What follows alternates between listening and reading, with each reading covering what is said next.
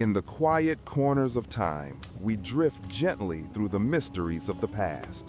Welcome to Sleepy Saimo Foma, where history, science, and ancient civilizations unfold softly, guiding your mind into calm and wonder.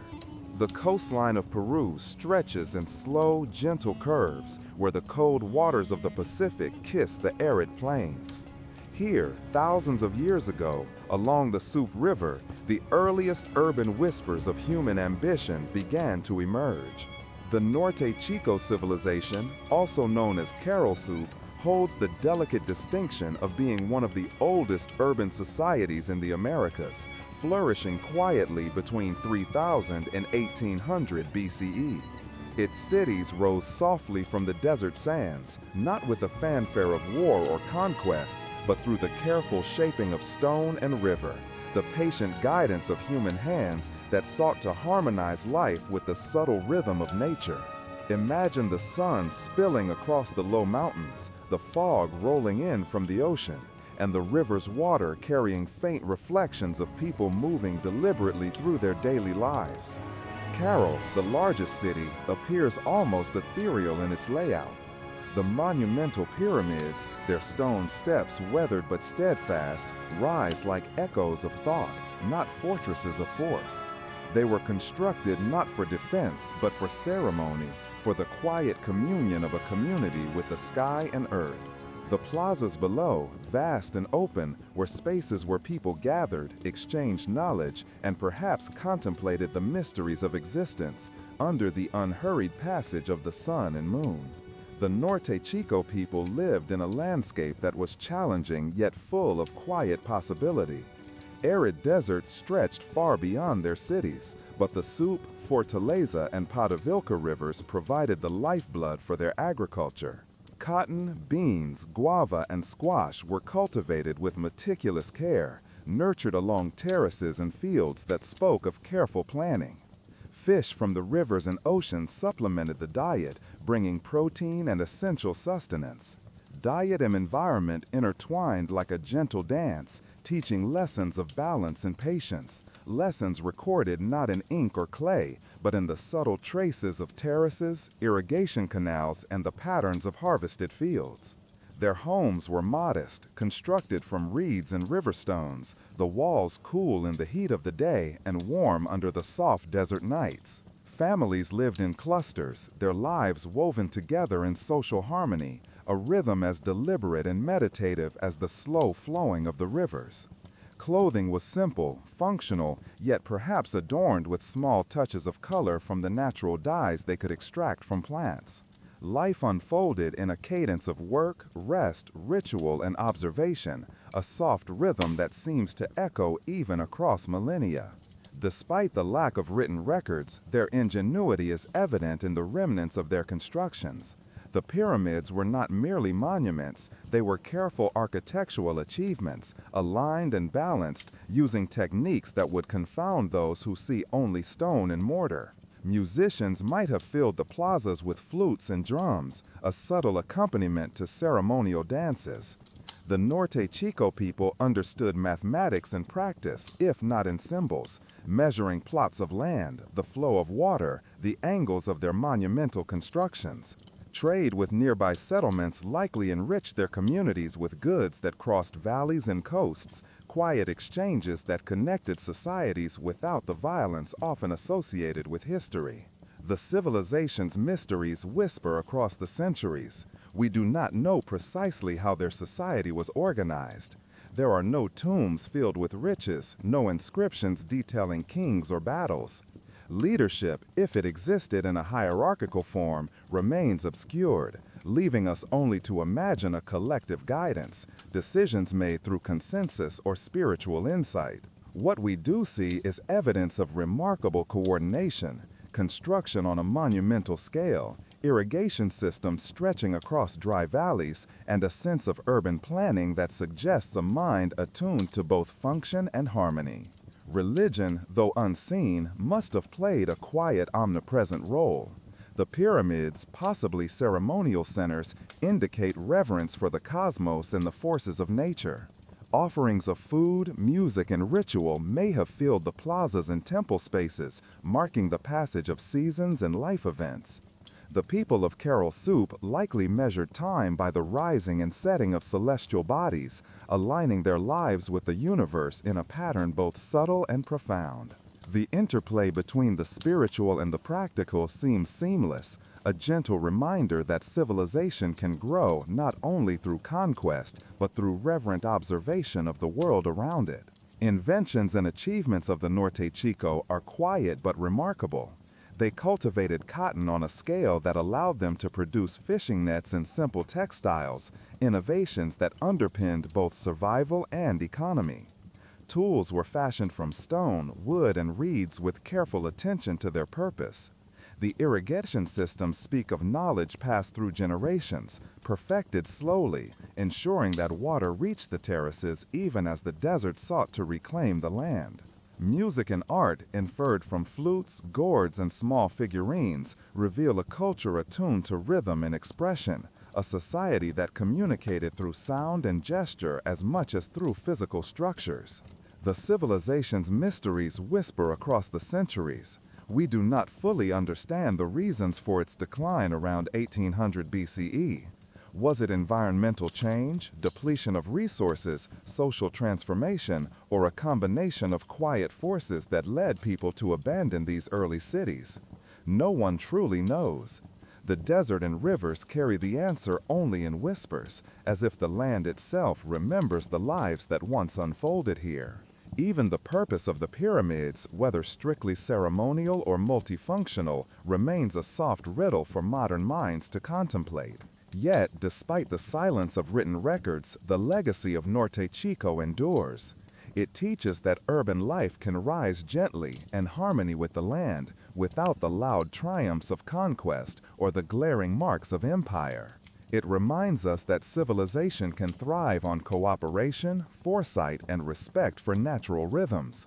The stones, terraces, and canals are voices from the past, whispering lessons in patience, balance, and quiet ingenuity. As we leave the misty river valleys behind, the pyramids fade softly into the dawn, their outlines blurring into the horizon. The people, their music, their work, and their silent wisdom linger only as echoes, guiding the mind into contemplation. From the arid plains of Soup to the calm flow of the rivers, the Norte Chico civilization stands as a gentle testament to human creativity, resilience, and the quiet pursuit of understanding the world. The sands drift again, and a new world begins to rise.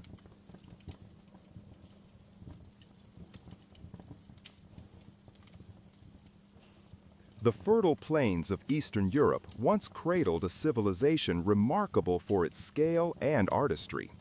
The Cucuteni Tripilia culture flourished between 4800 and 3000 BCE across what is now Ukraine, Moldova, and Romania. Its people built vast settlements, some stretching for several square kilometers, predating many urban societies in the region.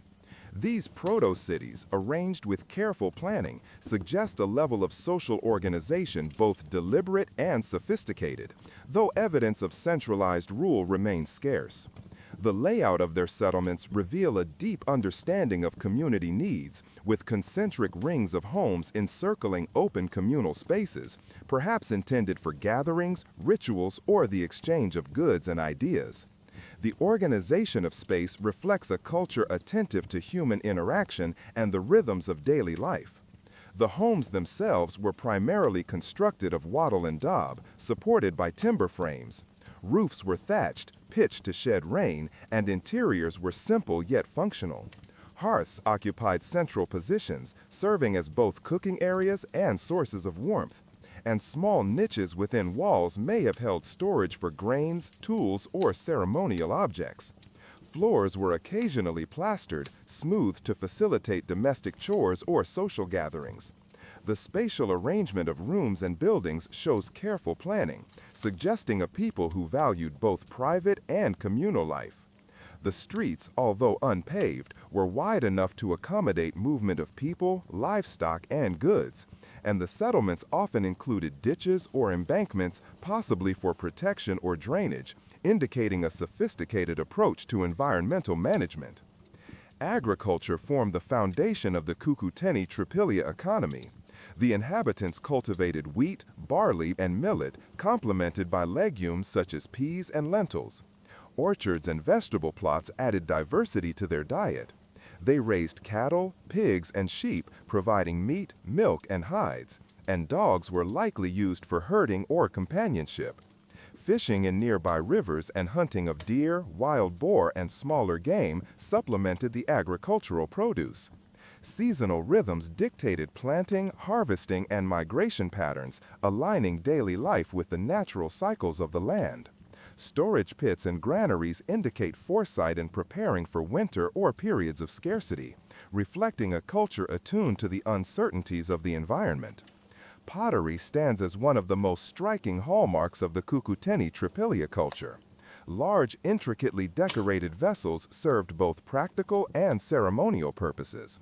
Patterns of spirals, meanders, and abstract motifs adorn the surfaces, applied with careful precision and aesthetic consideration. Some pottery was painted in red, white, and black, often with multiple layers of decoration. These vessels may have contained food, water, or fermented beverages, but they also likely played a role in ritual offerings, social ceremonies, or marking significant life events. The uniformity and sophistication of the pottery indicate shared aesthetic values and technical knowledge transmitted across generations. Beyond pottery, they also produced figurines, often depicting human or animal forms, reflecting beliefs, spirituality, and perhaps symbolic communication. The Kukuteni people exhibited remarkable skill in textile production. Evidence of weaving tools such as spindle whorls and loom weights suggest that linen and wool were processed into clothing and household items. Textiles were functional yet artistic, possibly dyed using natural pigments and adorned with patterns matching the broader artistic traditions of pottery and figurines. Clothing would have been suited to the climate, providing warmth during cold winters and comfort during summer months. Decorative elements on clothing may have indicated social status, community affiliation, or participation in ceremonial activities, though the exact meanings remain uncertain. The integration of art into daily life illustrates a culture where functionality and aesthetics were intertwined. Trade and interaction with neighboring cultures expanded the reach of the Kukuteni network. Obsidian, copper, and other non-local materials appear in the archaeological record, suggesting exchange routes extending beyond immediate surroundings. Tools, ornaments, and raw materials moved between communities, facilitating not only economic activity but also the sharing of ideas, techniques, and symbolic motifs. Such exchanges would have strengthened social cohesion and provided access to rare resources necessary for ritual, technology, or construction. The sophistication of these networks reflects a people capable of organized logistics and long-term planning. Religious and spiritual life was central to the Kukuteni culture, though much remains mysterious. Figurines and altars suggest a belief system concerned with fertility, agriculture, and perhaps protection of the community. The repetition of motifs across artifacts hints at a shared cosmology or mythologies, even if their precise meanings are lost. Rituals may have included offerings, dances, or gatherings in open communal spaces. Fire, as a transformative and purifying element, likely played a significant role in ceremonies conducted in hearth-centered homes or open plazas. The integration of ritual into daily life demonstrates a culture attentive to unseen forces and the cycles of nature. Despite the enduring presence of their settlements, the reasons for the eventual decline of the Kukuteni culture are still debated. Some scholars suggest environmental change, soil depletion, or climate shifts may have reduced agricultural productivity. Others propose internal social transformation, migration, or interactions with other emerging groups as contributing factors. What is certain is that the legacy of their artistry, urban planning, and societal organization influenced subsequent cultures in the region. The traces left behind, pottery shards, figurines, and settlement layouts offer a soft yet profound testament to human ingenuity and the capacity to create ordered, beautiful, and interconnected communities in harmony with their environment. The mystery of the Kukuteni culture persists not as a puzzle to be solved in haste, but as a quiet reflection on human adaptation, creativity, and the ephemeral nature of societal achievement. Their vast proto-cities, once filled with the hum of daily life, slowly return to Earth, leaving impressions of streets, hearths, and walls that continue to teach the patient observer. They remind us that civilization is as much about subtle organization, shared values, and aesthetic appreciation as it is about conquest or monumental architecture. Through the careful study of their remains, modern minds can glimpse the contours of a society that balanced survival, spirituality, artistry, and social cohesion in ways both sophisticated and gentle. Walking through the echoes of Kukuteni, one senses the rhythm of lives deeply attuned to place, season, and community. The river valleys, fertile plains, and quiet forests were both stage and partner in the unfolding of human potential. Communities organized themselves. Across the vast landscapes of prehistoric North America, a people moved with precision and adaptability, leaving subtle traces that would endure for thousands of years. The Clovis culture, emerging around 13,000 years ago, represents one of the earliest widespread Paleo-Indian societies in the continent. They were skilled hunter-gatherers whose existence was closely intertwined with the rhythms of Ice Age environments, migrating herds, and the changing seasons. Their territories extended widely, from the southern regions of modern Canada to the southern United States, indicating a remarkable capacity for mobility, environmental awareness, and survival in diverse terrains, ranging from open plains to dense woodlands. The Clovis people are perhaps best known for their distinctive stone tools, particularly the fluted Clovis points. These spearheads, crafted with extraordinary precision, were used to hunt megafauna such as mammoths, mastodons, and giant bison. The points were often attached to shafts using resin and sinew, creating formidable weapons capable of piercing thick hides and delivering lethal force. The craftsmanship of these tools reflects not only technical skill, but also a deep understanding of materials and biomechanics. Stone was carefully selected from quarries, sometimes transported over great distances, demonstrating both planning and knowledge of geography. Daily life for the Clovis was intimately tied to hunting and gathering. Large-scale hunts required coordination and cooperation among groups, with strategies likely passed down through oral tradition. Game was not merely a source of food. It provided hides for clothing and shelter, bones for tools, and sinews for fastening and weaving. Gathering supplemented these hunts with edible plants, nuts, berries, and tubers, which varied with the seasons and local ecosystems. Knowledge of these resources was vital, ensuring communities could survive periods when large game was scarce or migrating animals were distant. Patterns of movement suggest that families or bands were attuned to ecological cycles, traveling in harmony with the availability of resources rather than imposing permanent settlements on the land. Clovis sites reveal evidence of temporary campsites, often located near rivers or lakes, where water, food, and stone materials were readily available. Heaths within these campsites indicate controlled use of fire, providing warmth, protection, and a method to prepare food. Structures were likely simple, using available natural materials such as wood, hides, and grasses to create temporary shelters that could be assembled and dismantled with efficiency. The mobility inherent in Clovis life influenced social organization, fostering flexible leadership and communal cooperation rather than hierarchical governance. The culture's technological sophistication extended beyond hunting tools. They developed scrapers, knives, and drills, each serving precise purposes, from skinning animals to processing plant fibers. The organization of toolkits suggests careful thought in preparation, maintenance, and usage, ensuring survival across varied environments. Clovis points themselves were often resharpened and reused, indicating an awareness of resource scarcity and the value of durable materials. Knowledge of stone properties, flaking techniques, and the effects of impact on different surfaces exemplifies a scientific mindset grounded in observation, experimentation, and practical application. Though no written records exist, the Clovis people likely maintained complex social and cultural systems. Oral communication would have conveyed information about hunting strategies, migration routes, seasonal resources, and spiritual beliefs.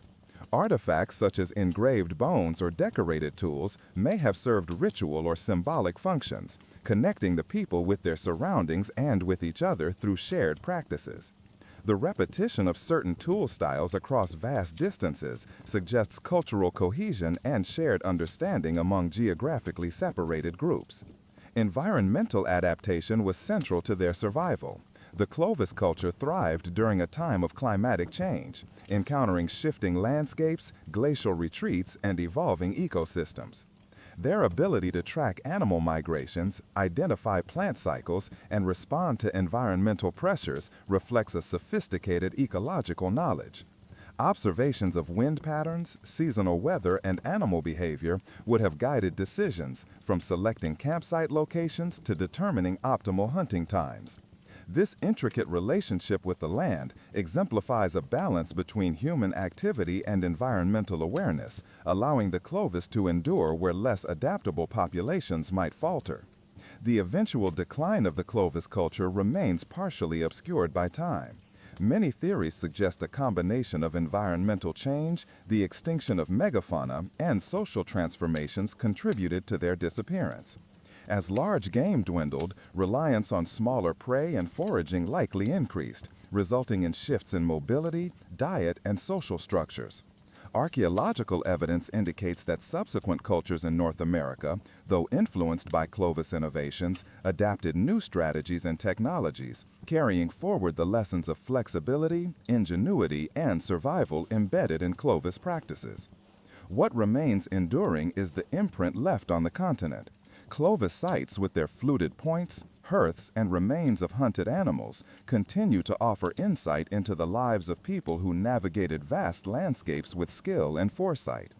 The culture exemplifies the earliest known large-scale adaptation of humans to the varied ecosystems of North America.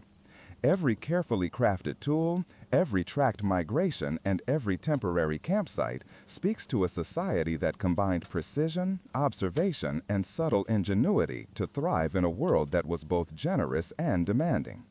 Even now, the traces of the Clovis people speak softly across millennia.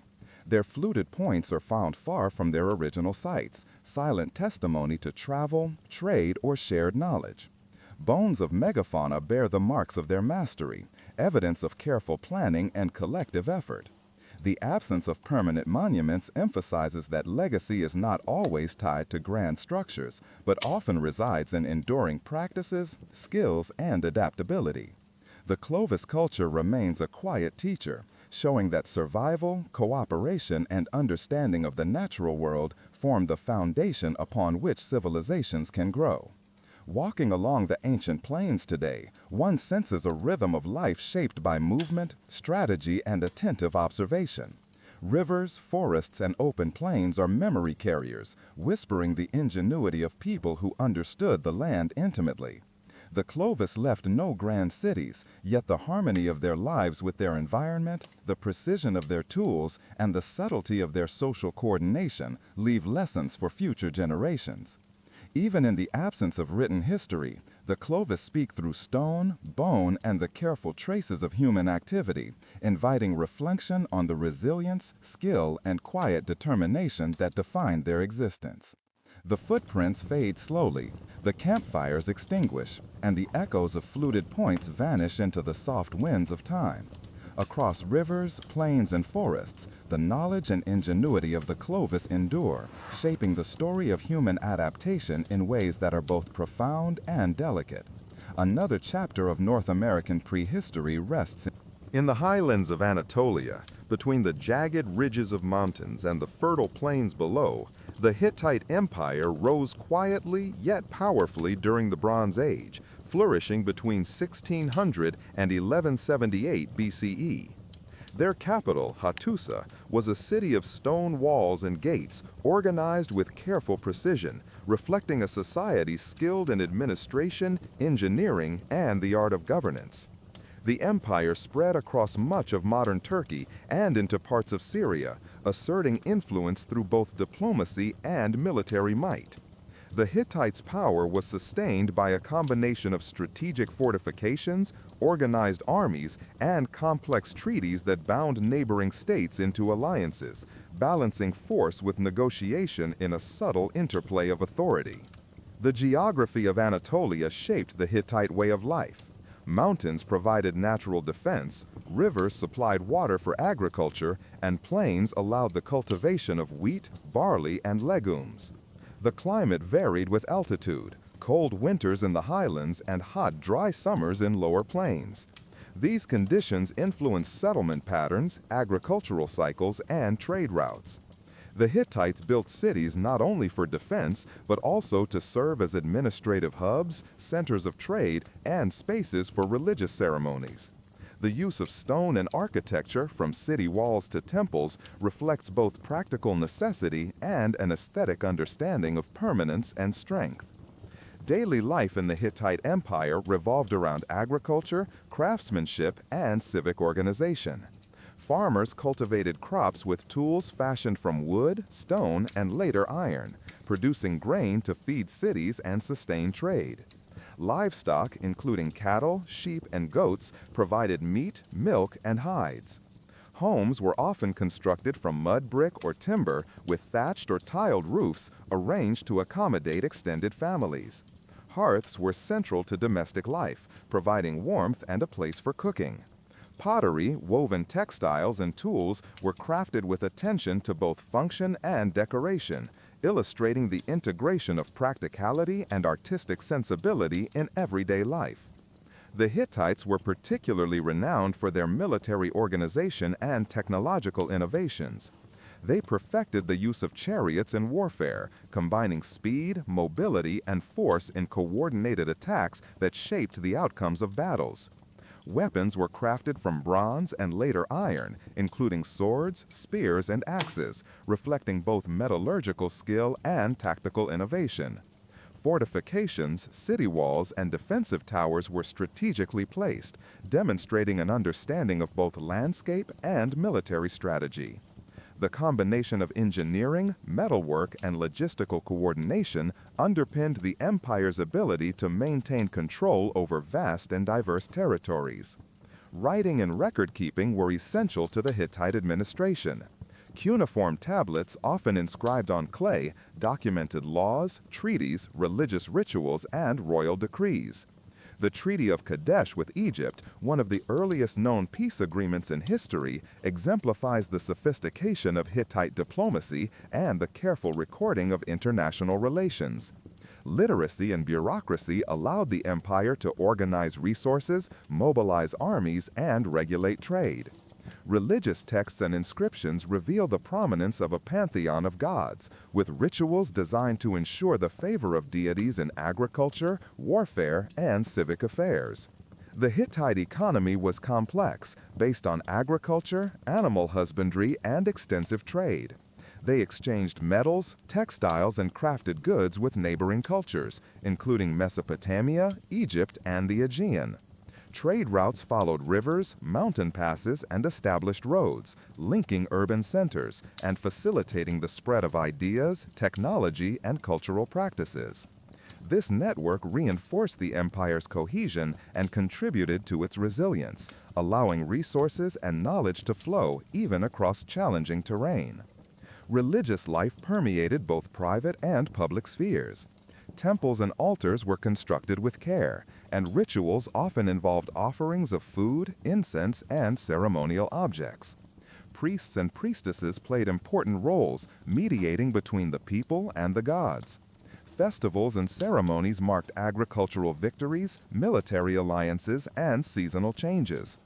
Divine authority was closely intertwined with political power, as kings often positioned themselves as chosen by the gods, reinforcing legitimacy and social order. Mythological texts reveal narratives of creation, heroism, and divine intervention, reflecting both a spiritual and cultural framework that shaped thought and behavior.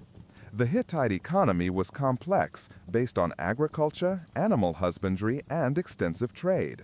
They exchanged metals, textiles, and crafted goods with neighboring cultures, including Mesopotamia, Egypt, and the Aegean. This network reinforced the empire's cohesion and contributed to its resilience, allowing resources and knowledge to flow even across challenging terrain. Religious life permeated both private and public spheres. Temples and altars were constructed with care, and rituals often involved offerings of food, incense, and ceremonial objects. Priests and priestesses played important roles, mediating between the people and the gods. Festivals and ceremonies marked agricultural victories, military alliances, and seasonal changes. Divine authority was closely intertwined with political power, as kings often positioned themselves as chosen by the gods, reinforcing legitimacy and social order. Mythological texts reveal narratives of creation, heroism, and divine intervention, reflecting both a spiritual and cultural framework that shaped thought and behavior. The decline of the Hittite Empire remains partially understood. Internal political strife, invasions by external groups, and disruptions in trade likely contributed to the gradual disintegration of centralized authority by 1178 BCE.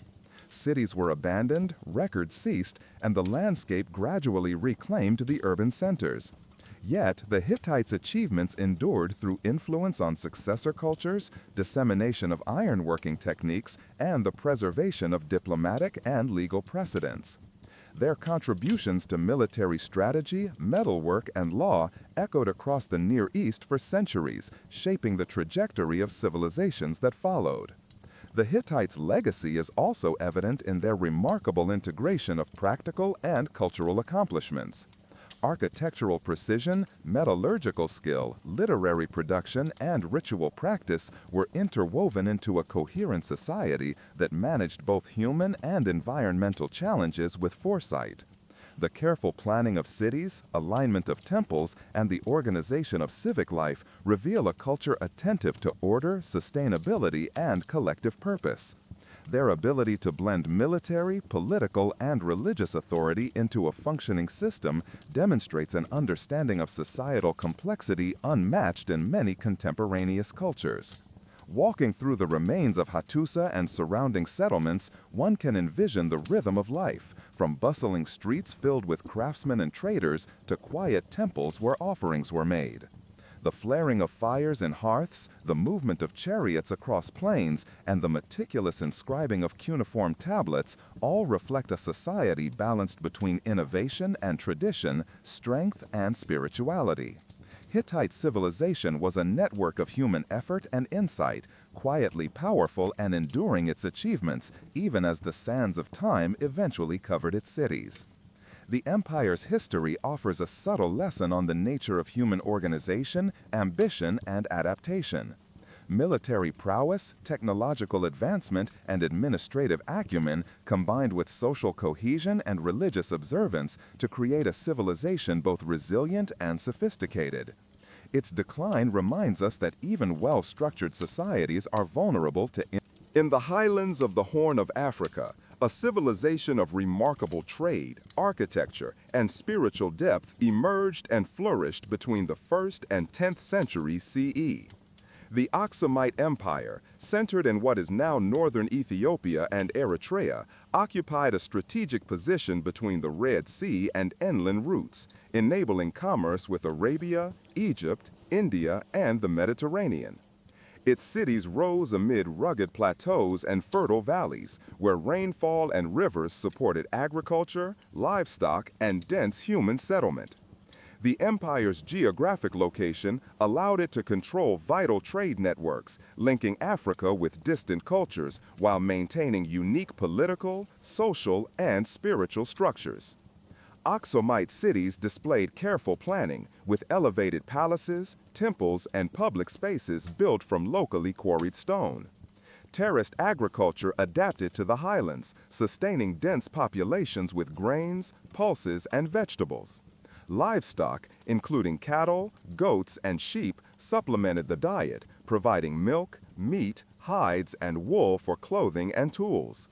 The urban and rural landscape was interwoven, with irrigation and terrace systems demonstrating a sophisticated understanding of water management and soil conservation, ensuring resilience in the face of seasonal variability. Daily life in the Aksumite Empire reflected both practical needs and cultural expression. Homes were typically constructed from stone or mud brick with flat roofs and interior hearths.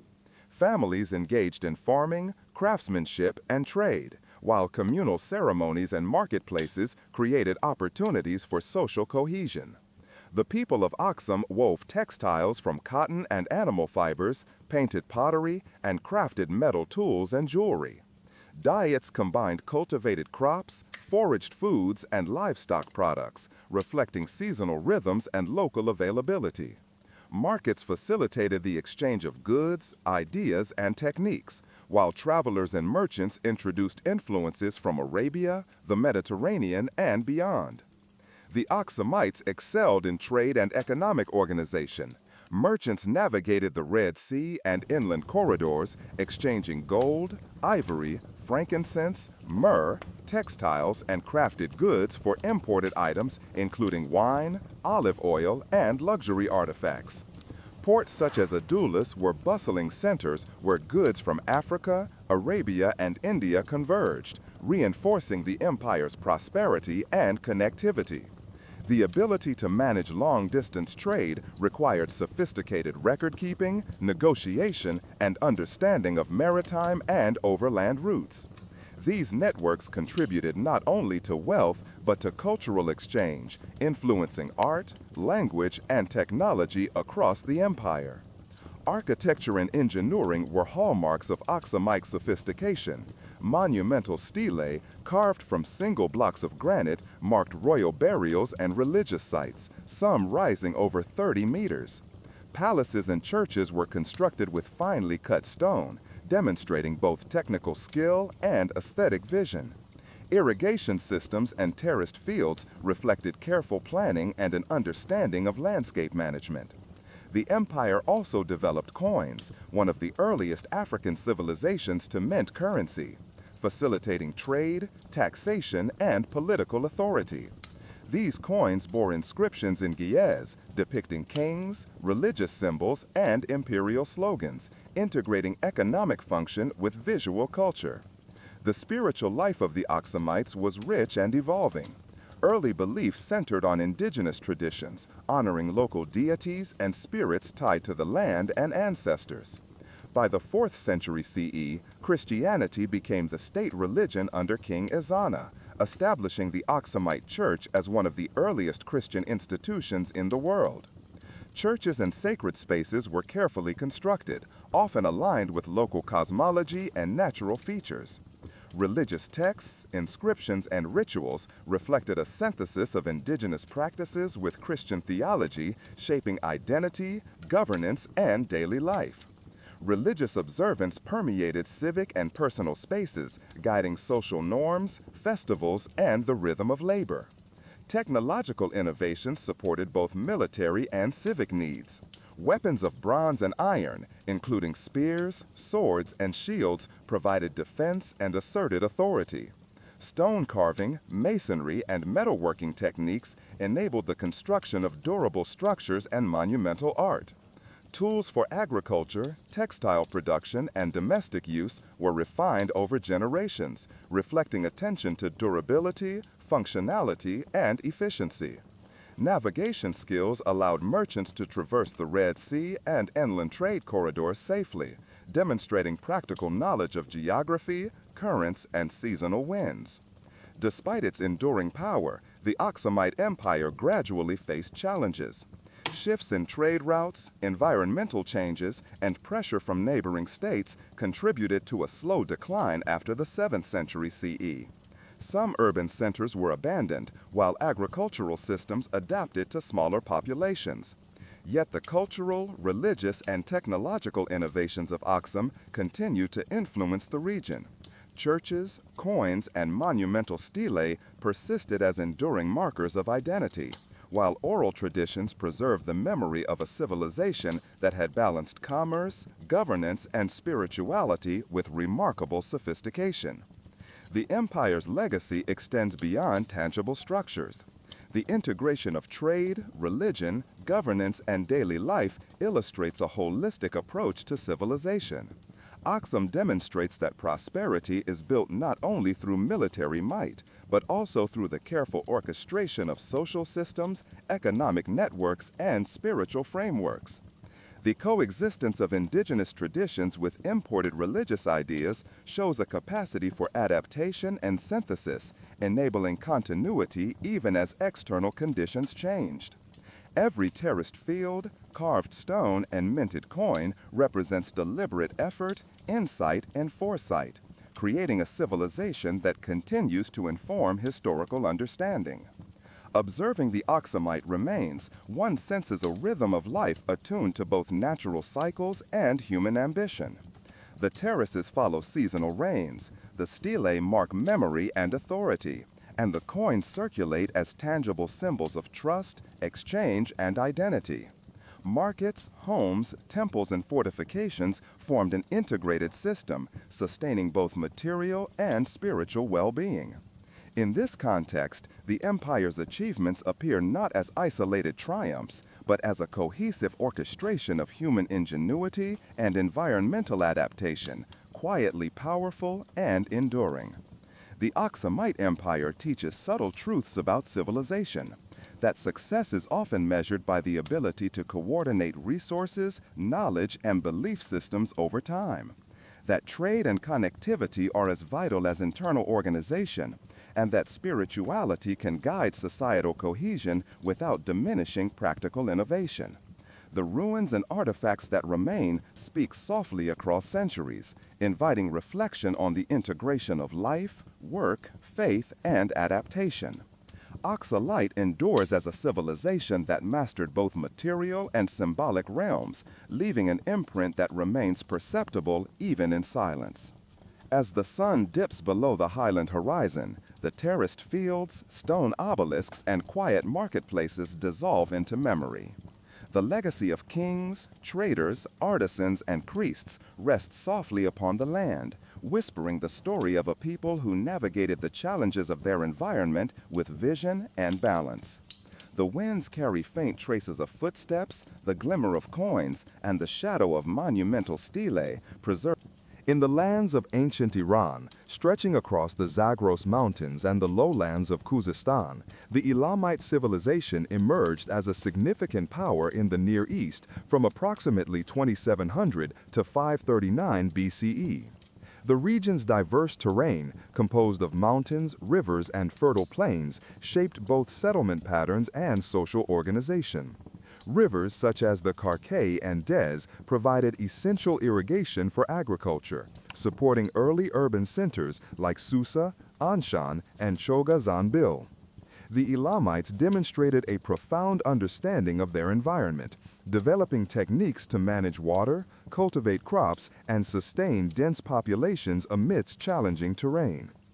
Agriculture formed the backbone of Elamite life. Wheat, barley, legumes, and flax were cultivated across irrigated fields, supplemented by fruit trees and date palms in favorable areas. Livestock, including cattle, goats, and sheep, provided meat, milk, hides, and wool. Villages and towns were connected by roads and pathways, facilitating the movement of goods and ideas. Residential architecture varied, with mud brick homes and compound structures accommodating extended families. Hearths and storage areas indicate an organized domestic life, where food preparation, craft work, and household rituals intertwined with daily routines. Elamite society was complex, with hierarchical structures supporting both political authority and religious practice. Kings wielded centralized power, while local governors and administrators managed regional affairs. Social stratification was reflected in burial practices, housing, and access to luxury goods. Royal tombs, such as those at Susa, contained elaborate grave goods, including jewelry, weapons, and ritual items, signifying both wealth and spiritual beliefs. Artisans and craftsmen played a central role in society, producing pottery, textiles, metalwork, and stone carvings that displayed both technical skill and aesthetic sensibility. The Elamites were notable for their innovations in writing and record-keeping. They employed both linear scripts and cuneiform for administrative, religious, and historical documentation. These records reveal laws, treaties, economic transactions, and religious rituals, illustrating a sophisticated bureaucratic system capable of managing complex urban centers and regional networks. Administrative texts suggest the collection of taxes, distribution of resources, and coordination of labor for large-scale projects, reflecting a society adept at organization and planning. Trade and commerce were integral to the Elamite economy. Situated between Mesopotamia and the Iranian plateau, Elam functioned as both a conduit and a producer of goods. They exported textiles, pottery, metalwork, and agricultural products, while importing timber, precious stones, and luxury items. Trade facilitated cultural exchange, introducing new technologies, artistic motifs, and religious ideas. Cities near major rivers and trade routes served as hubs for merchants, artisans, and administrators, linking Elamite society to the broader Near Eastern world. Elamite culture was deeply intertwined with religion. Temples, ziggurats, and shrines were central to both civic and spiritual life, reflecting beliefs in local deities and the veneration of ancestors. Rituals included offerings of food, incense, and crafted objects, often conducted by priests or priestesses who mediated between humans and divine forces. Religious authority reinforced political structures, with kings often depicted as chosen by or in close relationship with deities. Mythology and ceremonial texts suggest narratives of creation, kingship, and cosmic order, guiding social behavior and cultural identity. Technology and craftsmanship were highly developed. The Elamites excelled in metallurgy, producing bronze and later iron tools and weapons. Stone carving, ceramics, and textile production reflected both utility and artistic refinement. Urban construction employed mud brick, stone foundations, and timber supports, with fortifications protecting cities from invasion. Irrigation systems, canals, and reservoirs demonstrated environmental management, allowing sustained agriculture and population growth in regions with variable rainfall. Innovations in construction and engineering reveal a culture attuned to both practicality and permanence. Military organization supported both defense and expansion. Elamite armies utilized chariots, infantry, and archery, adapting strategies to the terrain of mountains and plains. Fortified cities and watchtowers offered protection and enabled the projection of authority.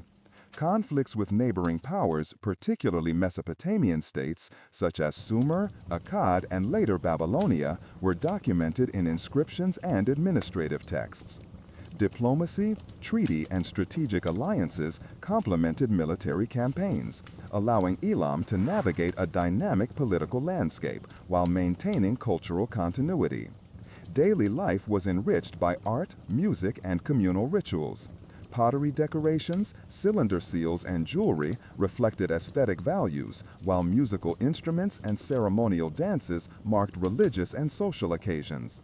Agricultural and craft cycles structured the rhythm of life, intertwining work, leisure, and spiritual practice.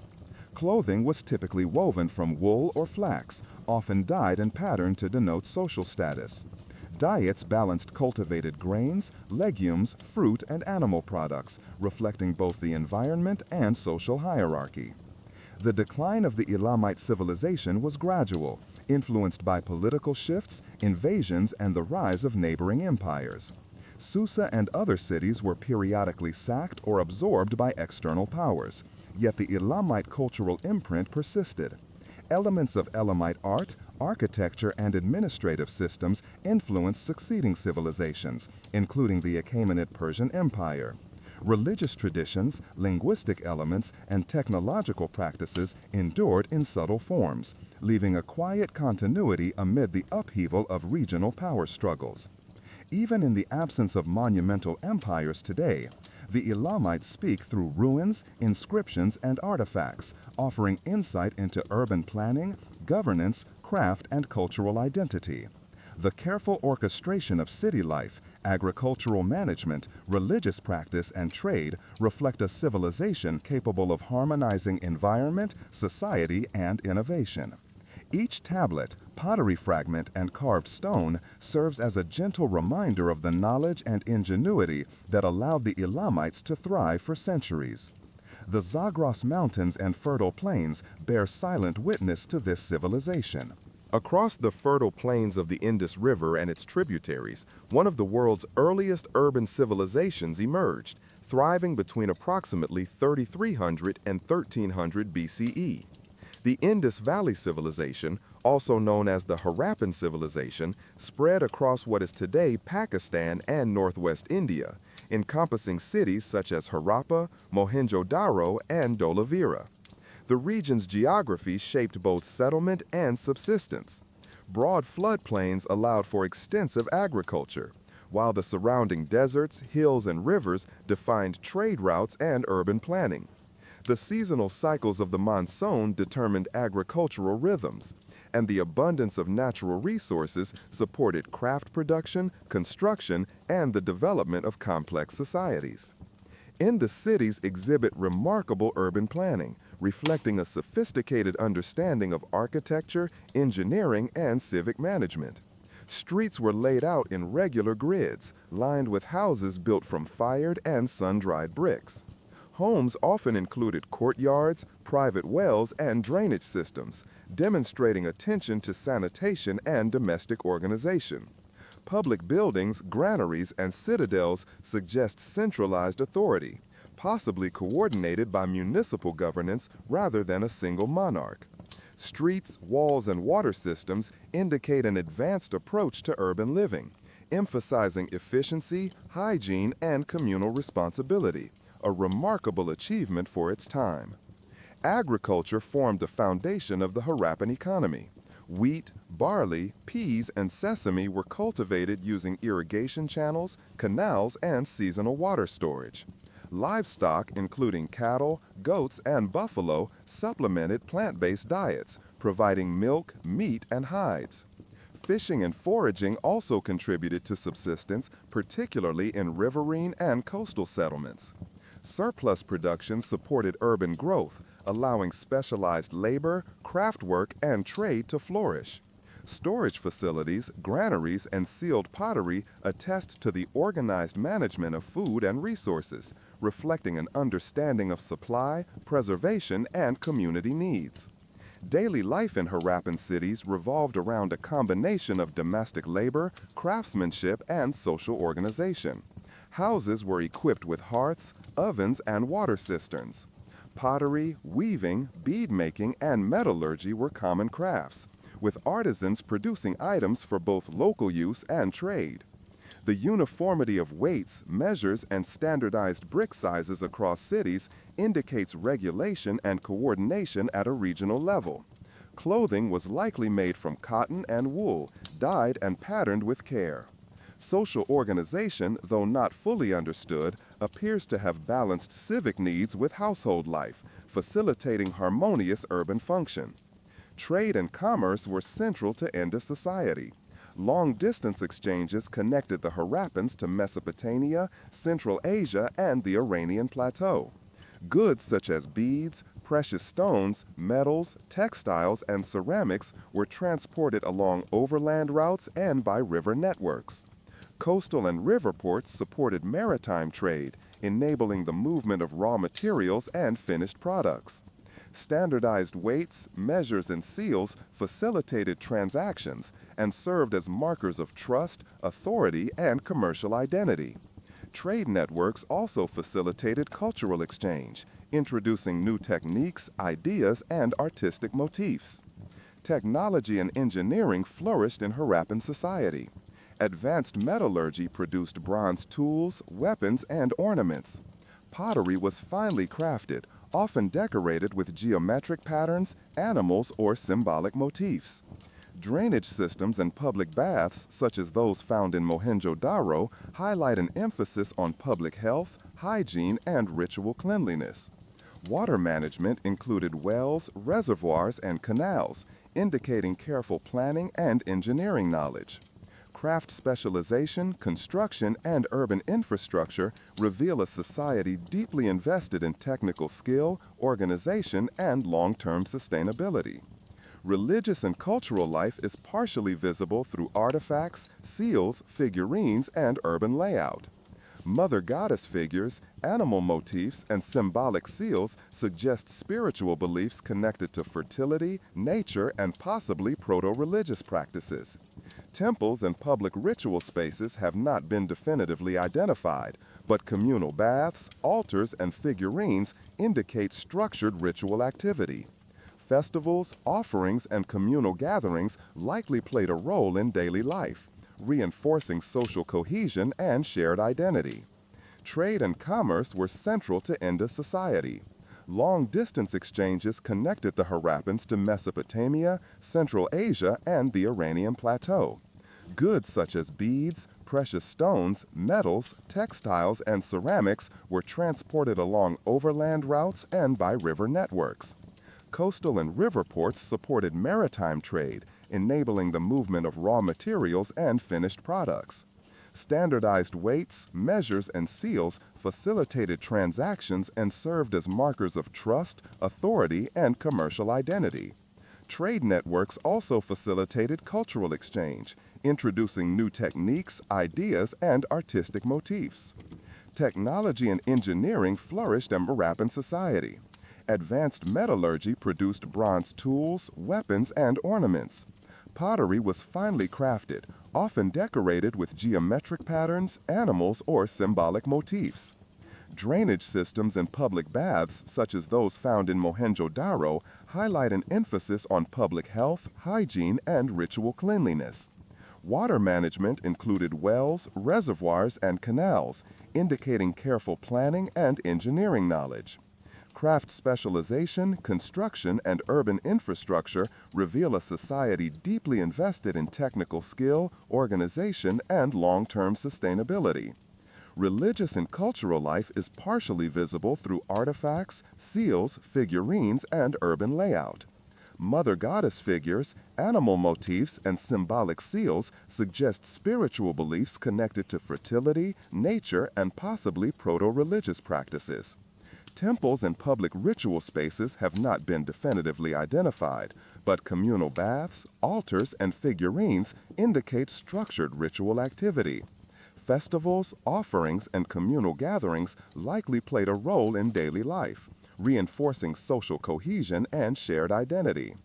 The Harappans faced challenges posed by environmental changes and shifting river patterns.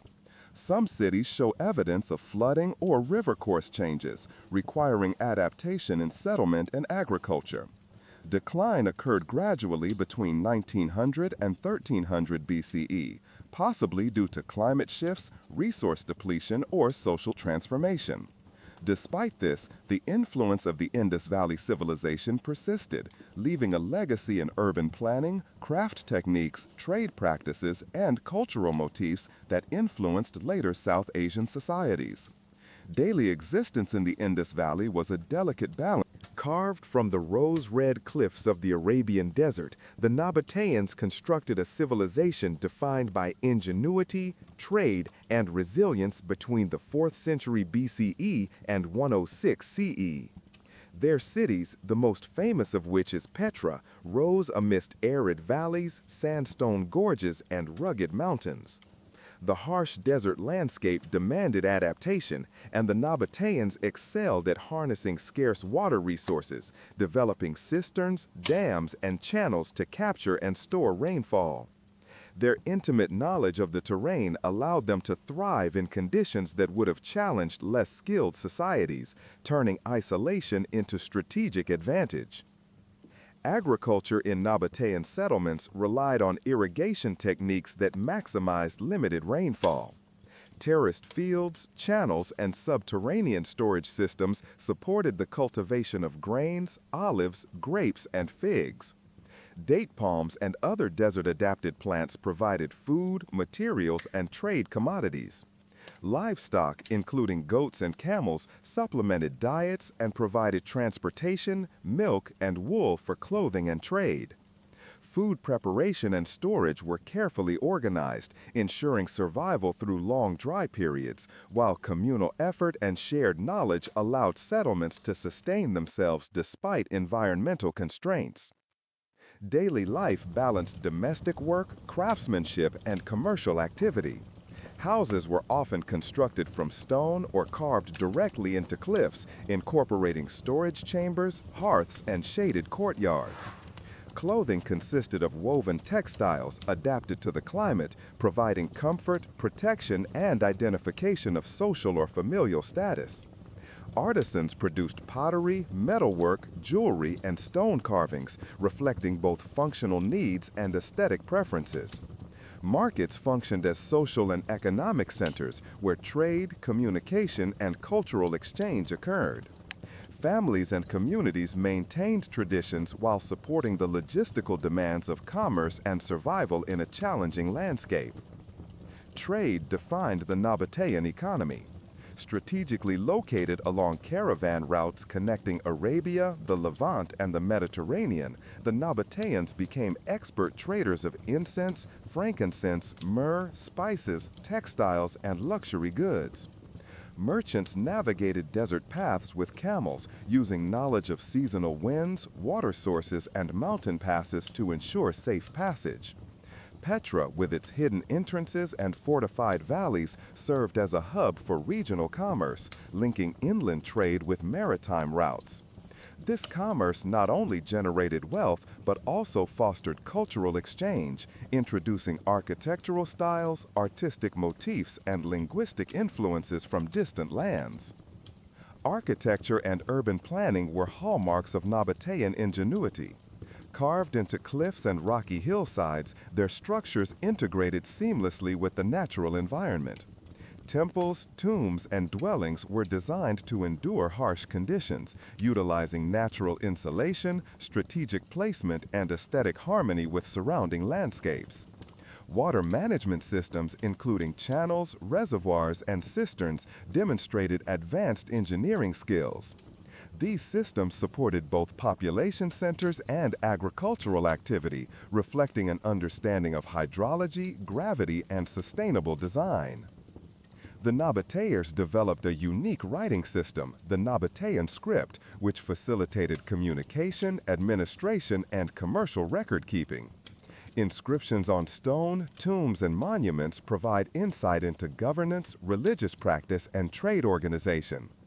Art and craft flourished alongside literacy, with decorative motifs appearing in pottery, jewelry, and carved facades. Markets functioned as social and economic centers where trade, communication, and cultural exchange occurred.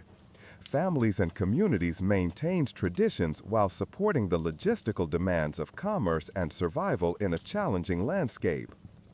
Trade defined the Nabatean economy. Strategically located along caravan routes connecting Arabia, the Levant, and the Mediterranean, the Nabateans became expert traders of incense, frankincense, myrrh, spices, textiles, and luxury goods. Merchants navigated desert paths with camels, using knowledge of seasonal winds, water sources, and mountain passes to ensure safe passage. Petra, with its hidden entrances and fortified valleys, served as a hub for regional commerce, linking inland trade with maritime routes. This commerce not only generated wealth, but also fostered cultural exchange, introducing architectural styles, artistic motifs, and linguistic influences from distant lands. Architecture and urban planning were hallmarks of Nabatean ingenuity. Carved into cliffs and rocky hillsides, their structures integrated seamlessly with the natural environment. Temples, tombs, and dwellings were designed to endure harsh conditions, utilizing natural insulation, strategic placement, and aesthetic harmony with surrounding landscapes. Water management systems, including channels, reservoirs, and cisterns, demonstrated advanced engineering skills. These systems supported both population centers and agricultural activity, reflecting an understanding of hydrology, gravity, and sustainable design. The Nabateans developed a unique writing system, the Nabatean script, which facilitated communication, administration, and commercial record-keeping. Inscriptions on stone, tombs, and monuments provide insight into governance, religious practice, and trade organization. Art and craft flourished alongside literacy, with decorative motifs appearing in pottery, jewelry, and carved facades. The civilization blended indigenous traditions with influences from surrounding regions, creating a cultural synthesis visible in both material culture and daily practices. Religious life was deeply integrated into social and civic activity. The Nabateans worshipped a pantheon of deities associated with nature, fertility, and protection, while funerary practices emphasized reverence for ancestors and the afterlife. Tombs, temples, and altars were sites of ritual and communal observance, often adorned with carvings, inscriptions, and offerings. Religion guided social behavior, reinforced hierarchy, and provided structure to public and private life. Seasonal festivals and ceremonies likely punctuated agricultural cycles and trade activities, creating rhythm and continuity in everyday experience. Technological and artistic achievements extended beyond construction and irrigation. Metalworking, stone carving, pottery, and textile production reflected both utility and aesthetic sensibility. Along the northern coast of modern-day Peru, the Moche civilization flourished between 100 and 700 CE, shaping a society that balanced agriculture, artistry, and ritual practice. Nestled between arid coastal plains and the western slopes of the Andes, the Moche adapted to both desert and riverine environments, developing sophisticated irrigation systems to channel water from mountain streams to their fields. These canals supported the cultivation of maize, beans, squash, and peanuts, providing sustenance for a growing population. The abundance of fish and shellfish from nearby rivers and the Pacific Ocean supplemented agricultural production, creating a diet that blended terrestrial and marine resources. Urban centers like Moche, Sipan, and Huacas de la Luna and del Sol served as hubs for political, religious, and economic activity. These cities were constructed with adobe bricks featuring monumental pyramids, plazas, and ceremonial platforms. Architecture reflected both functional planning and symbolic significance. Pyramid temples served as focal points for ritual activity, likely linked to fertility, warfare, and cosmology. Residential areas included clusters of homes organized around courtyards, storage spaces, and communal pathways, suggesting a society structured to balance domestic life with ceremonial and civic duties. Daily life intertwined labor, craft, and ritual observance. Families worked in agriculture, tending crops with knowledge of seasonal cycles and soil management, while artisans produced pottery, textiles, and metal objects. Moche pottery, particularly the finely detailed portrait vessels, depicted individuals, animals, and scenes of mythology or ceremony, capturing cultural values and historical memory. Metalworking, especially in gold, silver, and copper, demonstrated technical skill and aesthetic refinement. Jewelry, ritual implements, and decorative objects reflected both wealth and spiritual significance, indicating an integration of art and daily life.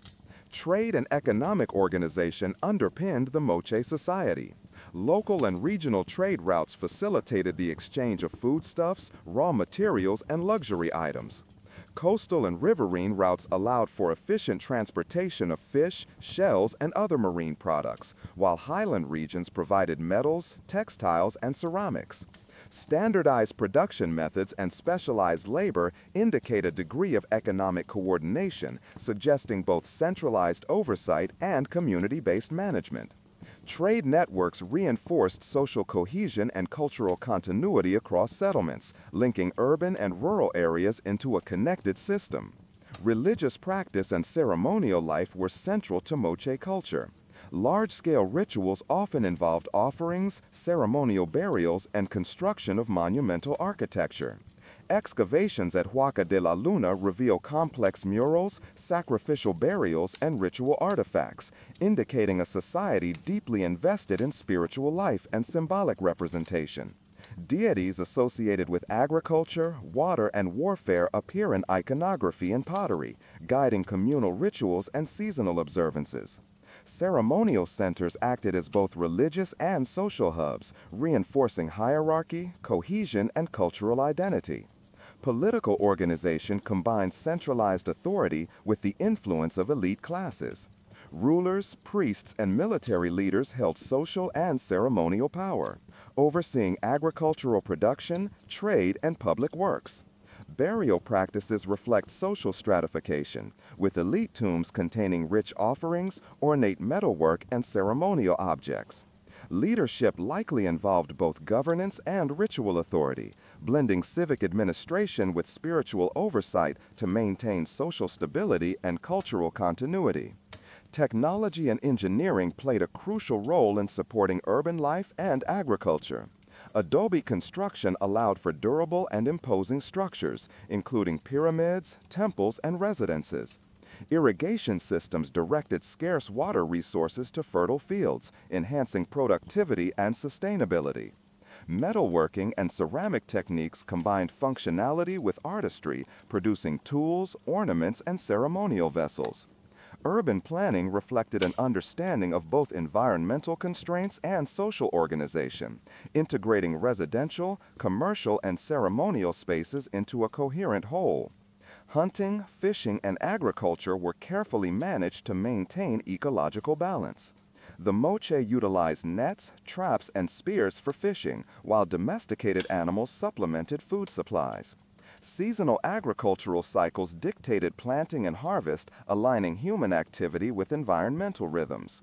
Food storage and distribution required careful planning, supporting urban populations and ceremonial events. Knowledge of local geography, climate, and natural resources guided decision-making and technological innovation, sustaining the population over centuries. The decline of the Moche civilization appears linked to environmental stress, including prolonged droughts, river shifts, and soil depletion, combined with social and political pressures.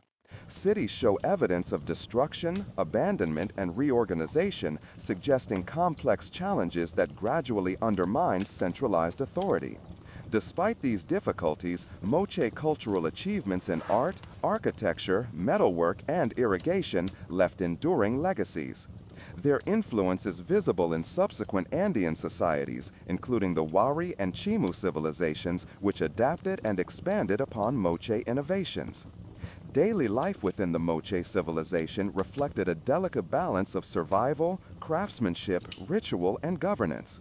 Communities coordinated agricultural labor, artisan production, and ceremonial practice, weaving together practical and spiritual dimensions of life. Urban planning, infrastructure, and resource management demonstrated a nuanced understanding of environmental adaptation, social cohesion, and technological application. Artistic expression, whether in ceramics, metalwork, or architecture, functioned as both aesthetic pursuit and cultural record, preserving memory and identity.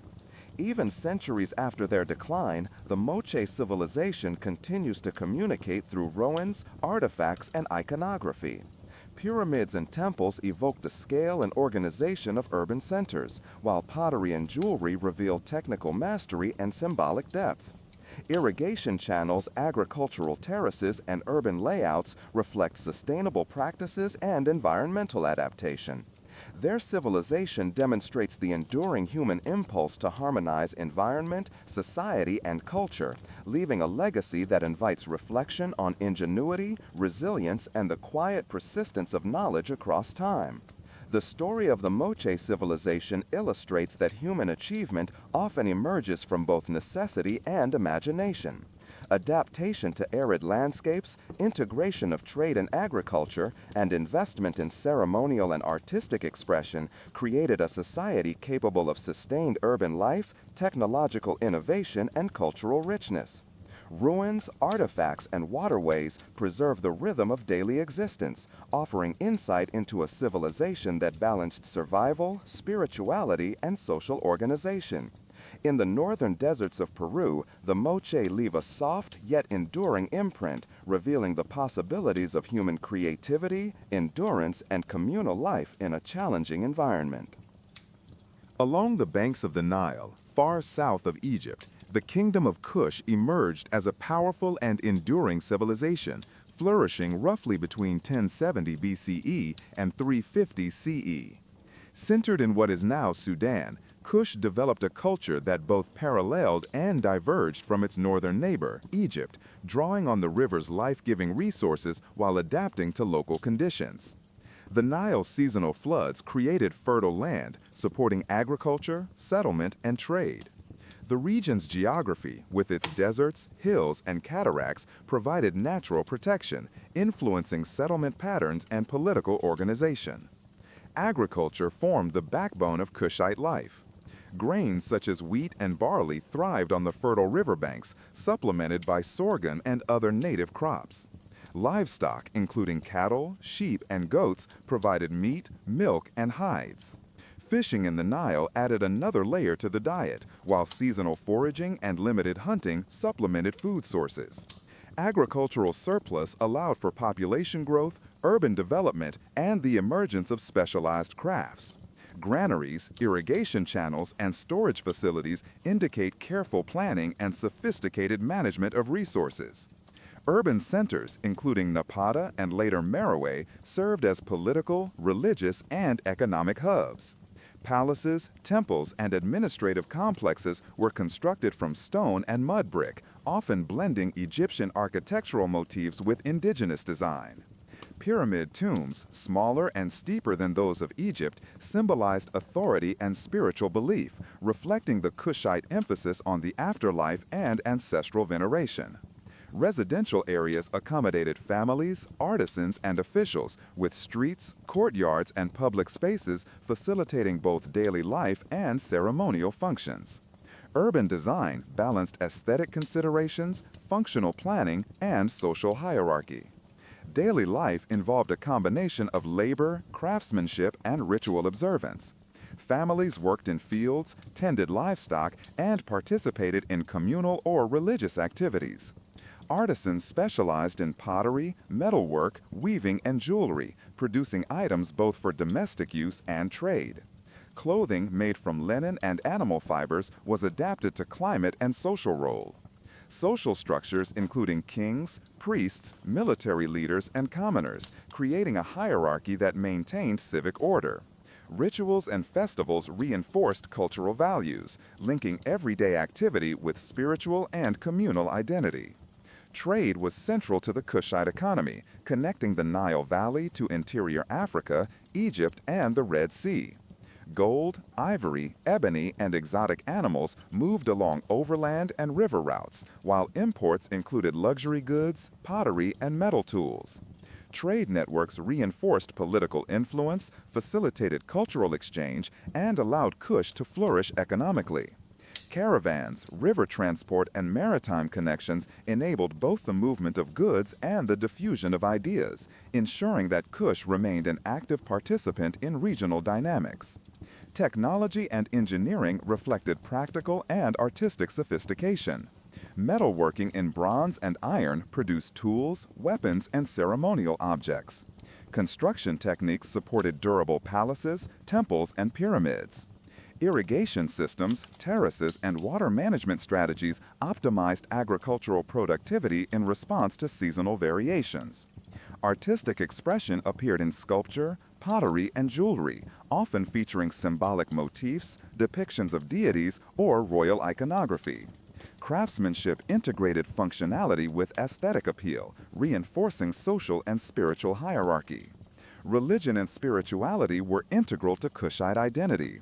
Deities associated with fertility, protection, and the afterlife guided rituals and communal life. Temples, altars, and tombs served as sites of worship, ceremonial offerings, and ancestral veneration. Burial practices, particularly pyramid tombs and accompanying grave goods, reflected beliefs in immortality and the continuation of social status beyond death. Priesthoods and ritual specialists maintained sacred knowledge, overseeing ceremonies that connected rulers, commoners, and the divine. Military organizations supported both defense and expansion. Fortified settlements, garrisons, and a standing warrior class ensured territorial integrity. Kushite armies utilized chariots, bows, and infantry tactics, often adapting Egyptian methods. Strategic use of natural terrain, including deserts and cataracts, reinforced security. Conquests and alliances expanded influence, while diplomacy and cultural exchange maintained stability in neighboring regions. The balance of military readiness, political negotiation, and geographic advantage enabled Kush to endure for centuries. Cultural achievements extended to writing, art, and architecture. While hieroglyphic and Meroitic scripts facilitated administration and record-keeping, decorative arts reflected religious and political themes. Pyramids, temples, and palace complexes combined form, function, and symbolism. Jewelry, pottery, and textiles conveyed both practical and ceremonial meaning.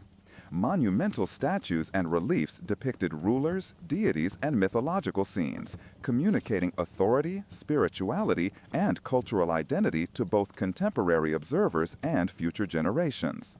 The decline of Kush occurred gradually due to shifts in trade, environmental challenges, and pressures from external powers such as Axum and later Roman influence. Cities were abandoned or restructured, while cultural and technological knowledge merged with neighboring societies. Despite political decline, the achievements of Kushite civilization endured through architectural innovations, trade networks, artistic legacy, and influence on subsequent African kingdoms. Their accomplishments testify to the resilience, creativity, and strategic acumen of a society attuned to both environment and opportunity. Daily life, technological achievement, and cultural expression in Kush illustrate a civilization capable of harmonizing environmental adaptation, social organization, and spiritual practice. Agriculture, trade, urban planning, and ritual observance were woven together into a coherent system supporting prosperity, cohesion, and long-term sustainability. Their pyramids, palaces, and artifacts continue to communicate the rhythm, priorities, and values of a society that thrived along the Nile's southern reaches, leaving lessons in ingenuity, governance, and endurance. Even centuries later, the echoes of Kushite life remain visible in monuments, urban ruins, and artifacts. Pyramids, irrigation channels, and fortified settlements bear witness to engineering knowledge and strategic thinking. Pottery, jewelry, and sculpture preserve aesthetic sensibilities, spiritual beliefs, and social hierarchies. Trade routes and artifacts illustrate economic sophistication, cultural integration, and regional influence. The Kingdom of Kush demonstrates that human innovation, adaptability, and artistry can flourish even in environments that challenge survival, leaving a legacy both tangible and enduring. Along the tropical lowlands of what is now Veracruz and Tabasco in Mexico, the Olmec civilization emerged between roughly 1500 and 400 BCE, establishing what many scholars call the mother culture of Mesoamerica. Lush river valleys, humid forests, and fertile soils provided the basis for both settlement and agricultural abundance. The Olmecs developed early forms of organized farming, cultivating maize, beans, squash, and chili peppers, combined with fishing, hunting, and foraging in the rich forests and rivers. This abundance supported dense communities and allowed the society to invest in monumental construction, artistry, and ritual practice. Urban centers like San Lorenzo, La Venta, and Tres Zapotes reflect complex planning and social organization. Cities were constructed with earthen platforms, ceremonial mounds, plazas, and drainage systems, showing knowledge of both civil engineering and environmental adaptation. Residential areas accommodated artisans, farmers, and elites, with structures built from perishable materials or clay, designed to endure seasonal rains while supporting daily life. Public spaces facilitated religious ceremonies, social gatherings, and the coordination of communal labor, integrating spiritual and civic priorities into urban design. Art, ritual, and cultural expression were central to Olmec identity.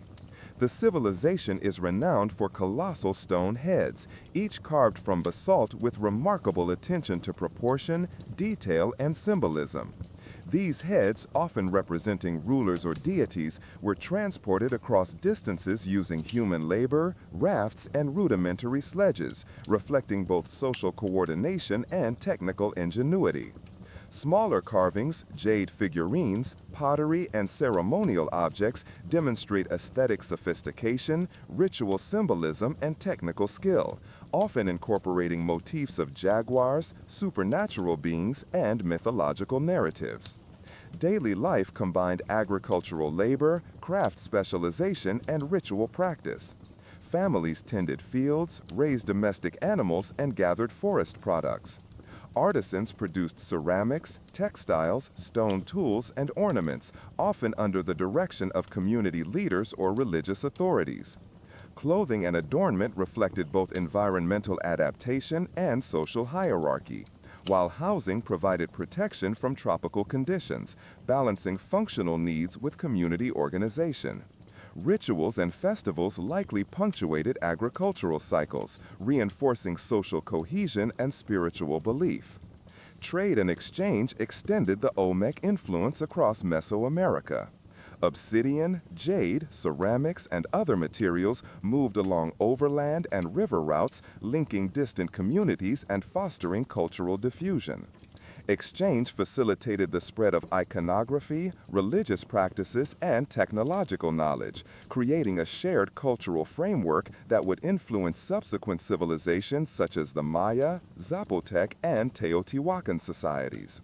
Trade also supported elite control, wealth accumulation, and political authority, integrating economic and social systems into a cohesive structure.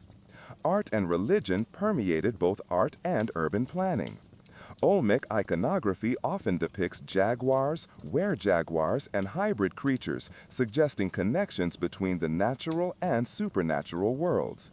Ceremonial mounds, plazas, and ball courts functioned as ritual spaces, aligning with cosmological principles and reinforcing social hierarchy.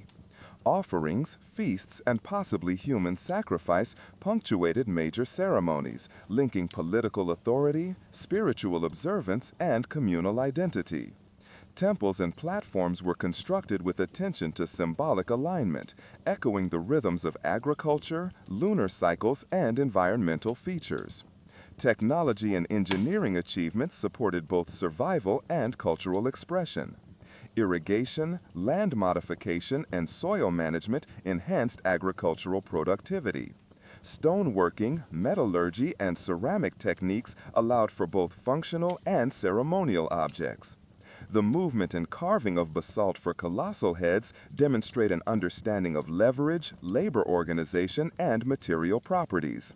Urban planning, including drainage systems and platform construction, reflect integration of engineering knowledge with social and religious priorities. Political organization appears to have centered on elite rulers, likely supported by priesthoods and craft specialists. Leadership controlled ceremonial life, labor allocation, trade, and urban planning. Hierarchical structures were reinforced through art, architecture, and ritual practice, creating cohesion and legitimacy. Elite tombs, monumental heads, and ceremonial mounds reflect both spiritual authority and social distinction. These elements contributed to the durability of Olmec culture and the lasting impact of their innovations. The decline of the Olmec civilization around 400 BCE is attributed to environmental changes such as river course alterations, resource depletion, or climatic shifts combined with social and political transformations. Cities were abandoned or restructured while cultural traditions persisted, influencing subsequent Mesoamerican civilizations.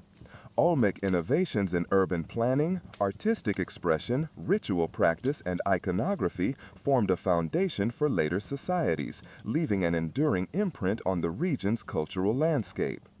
Daily life, craft, and ritual practice illustrate a civilization balancing survival, social organization, and spiritual observance. Agriculture, trade, art, and ceremonial life were deeply integrated, creating coherence between environmental adaptation, material culture, and symbolic expression. Monumental architecture, stone sculpture, and urban design demonstrate ingenuity, coordination, and vision, while ritual and cosmology provided cohesion, identity, and guidance. Together, these elements supported a civilization capable of lasting influence and cultural continuity. Even centuries later, the Olmec civilization communicates through ruins, artifacts, and iconography.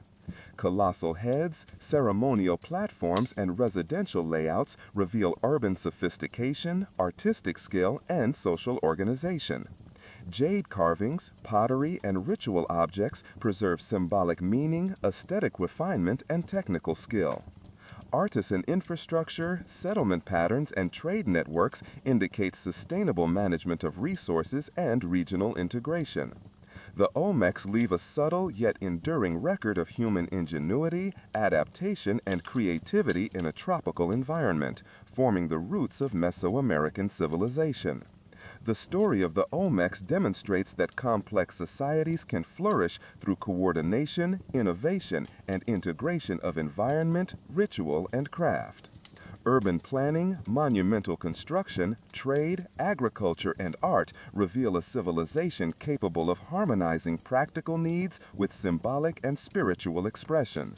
Their legacy is present not only in material culture, but in the cultural memory of subsequent civilizations. In the lowlands of Mexico, the Olmecs leave a quiet, enduring lesson on human adaptability, social organization, and the persistent power of artistic and ritual expression. Across the broad expanses of Central Asia, between the Oxus and Jaxartes rivers, the Sogdians emerged as one of the most influential trading peoples of the ancient world. From roughly the 6th century BCE through the 11th century CE, their cities, Samarkand, Bukhara, Panjikent, and others, served as thriving commercial hubs along the Silk Road. Fertile river valleys and oases in the otherwise arid steppe provided the foundation for agriculture, urban life, and cultural flourishing. The Sogdians excelled in transforming geographic constraints into advantages, linking nomadic and sedentary societies across vast distances through trade, diplomacy, and cultural exchange. Agriculture formed the base of Sogdian life, with irrigation systems, canals, and well-organized fields producing wheat, barley, millet, grapes, and other fruits.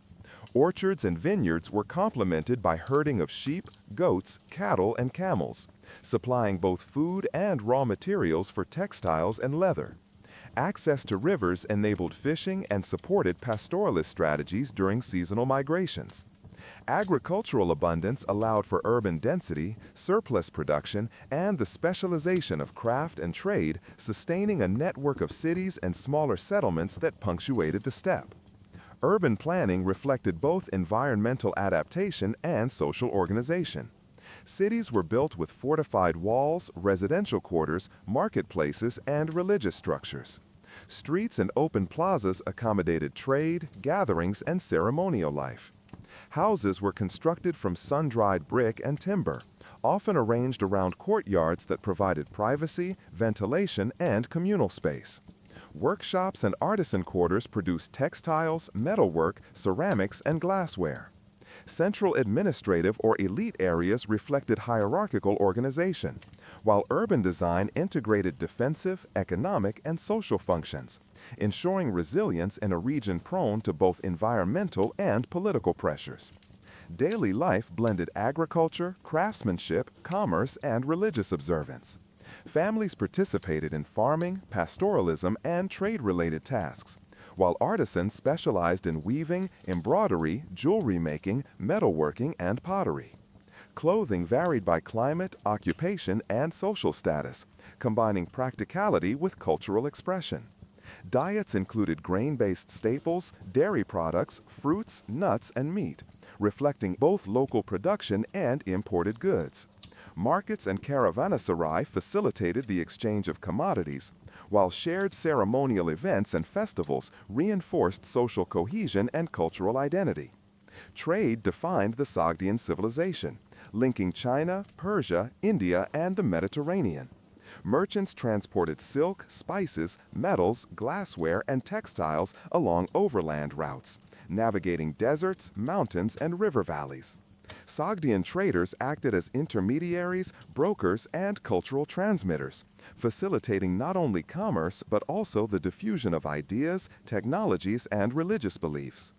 Caravan networks required careful planning, coordination, and diplomacy with local rulers, nomadic groups, and neighboring empires. Their proficiency in languages, negotiation, and logistics established Sogdians as indispensable actors on the Silk Road.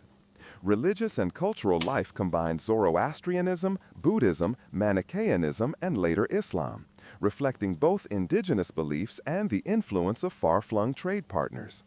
Temples, shrines, and stupas served as centers of worship, pilgrimage, and community activity. Rituals and festivals marked agricultural cycles, trade milestones, and social occasions, integrating cosmological understanding with daily life. Artistic expression, including wall paintings, manuscripts, and carved reliefs, communicated both religious and secular themes, preserving knowledge and cultural identity across generations. Technological expertise supported both urban life and long-distance commerce. Irrigation and canal systems maximized agricultural output in arid conditions. Roadways, bridges, and caravanserai facilitated safe transport of goods and people.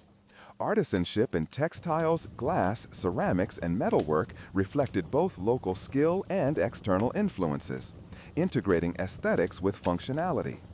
Writing systems, including Sogdian script derived from Aramaic, allowed for record-keeping, correspondence, and literary production, sustaining administrative, commercial, and cultural continuity. Political and social organization centered on a combination of city governance, merchant networks, and elite families. Urban centers often maintained autonomy while negotiating allegiance to regional powers such as the Persian Empire, Turkic Khanates, or Chinese dynasties.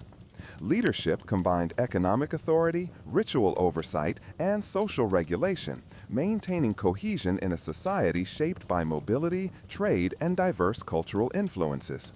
Merchants exercised soft power through wealth, networks, and expertise, ensuring influence beyond purely political boundaries. Military activity was typically defensive or protective, aimed at safeguarding trade routes, cities, and caravan networks.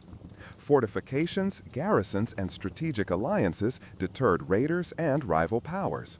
Coordination with neighboring states, nomadic confederations, and distant empires allowed the Sogdians to maintain trade stability, urban security, and regional influence without large standing armies, emphasizing diplomacy over conquest. The decline of Sogdian influence coincided with the rise of new powers along the Silk Road, including the expansion of Islamic caliphates and shifting trade routes. Cities were abandoned, transformed, or integrated, while Sogdian language and culture gradually integrated into emerging political and social structures. Despite this decline, Sogdian contributions to trade, diplomacy, cultural exchange, and urban development left an enduring imprint on Central Asia and the broader Silk Road network. Daily life, urban sophistication, and trade networks illustrate a civilization that balanced environment, commerce, technology, and cultural expression. Agriculture, artisanal craft, religious observance, and strategic diplomacy were intertwined, forming a resilient system that supported both prosperity and cultural continuity. Artistic expression, urban planning, and record-keeping reflected attention to aesthetics, functionality, and social cohesion, while long-distance commerce demonstrates adaptability, foresight, and cultural integration. Even after centuries, the Sogdians communicate through manuscripts, ruins, artifacts, and linguistic influence. Urban layouts, irrigation systems, and defensive structures reflect practical knowledge and urban governance. Religious artifacts, paintings, and sculptures preserve spiritual and aesthetic values.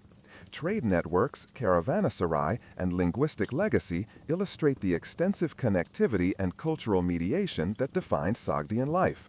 Their civilization offers insight into human ingenuity, adaptability, and the enduring impact of commerce on cultural evolution.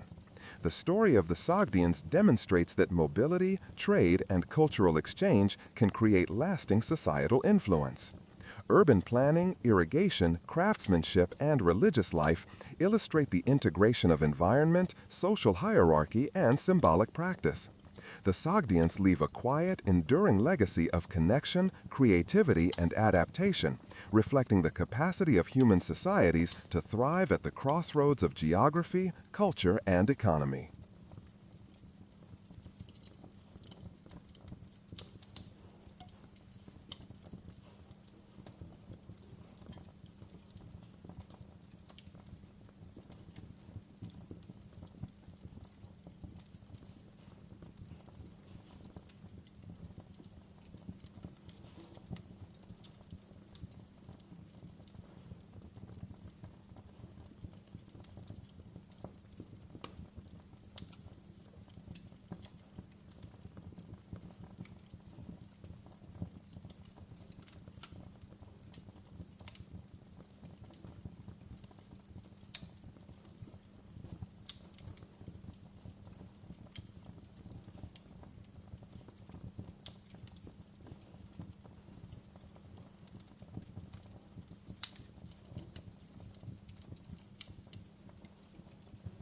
Along the central highlands of Peru in the intermontane valleys, the Huarpa culture emerged around 250 CE and endured until approximately 700 CE.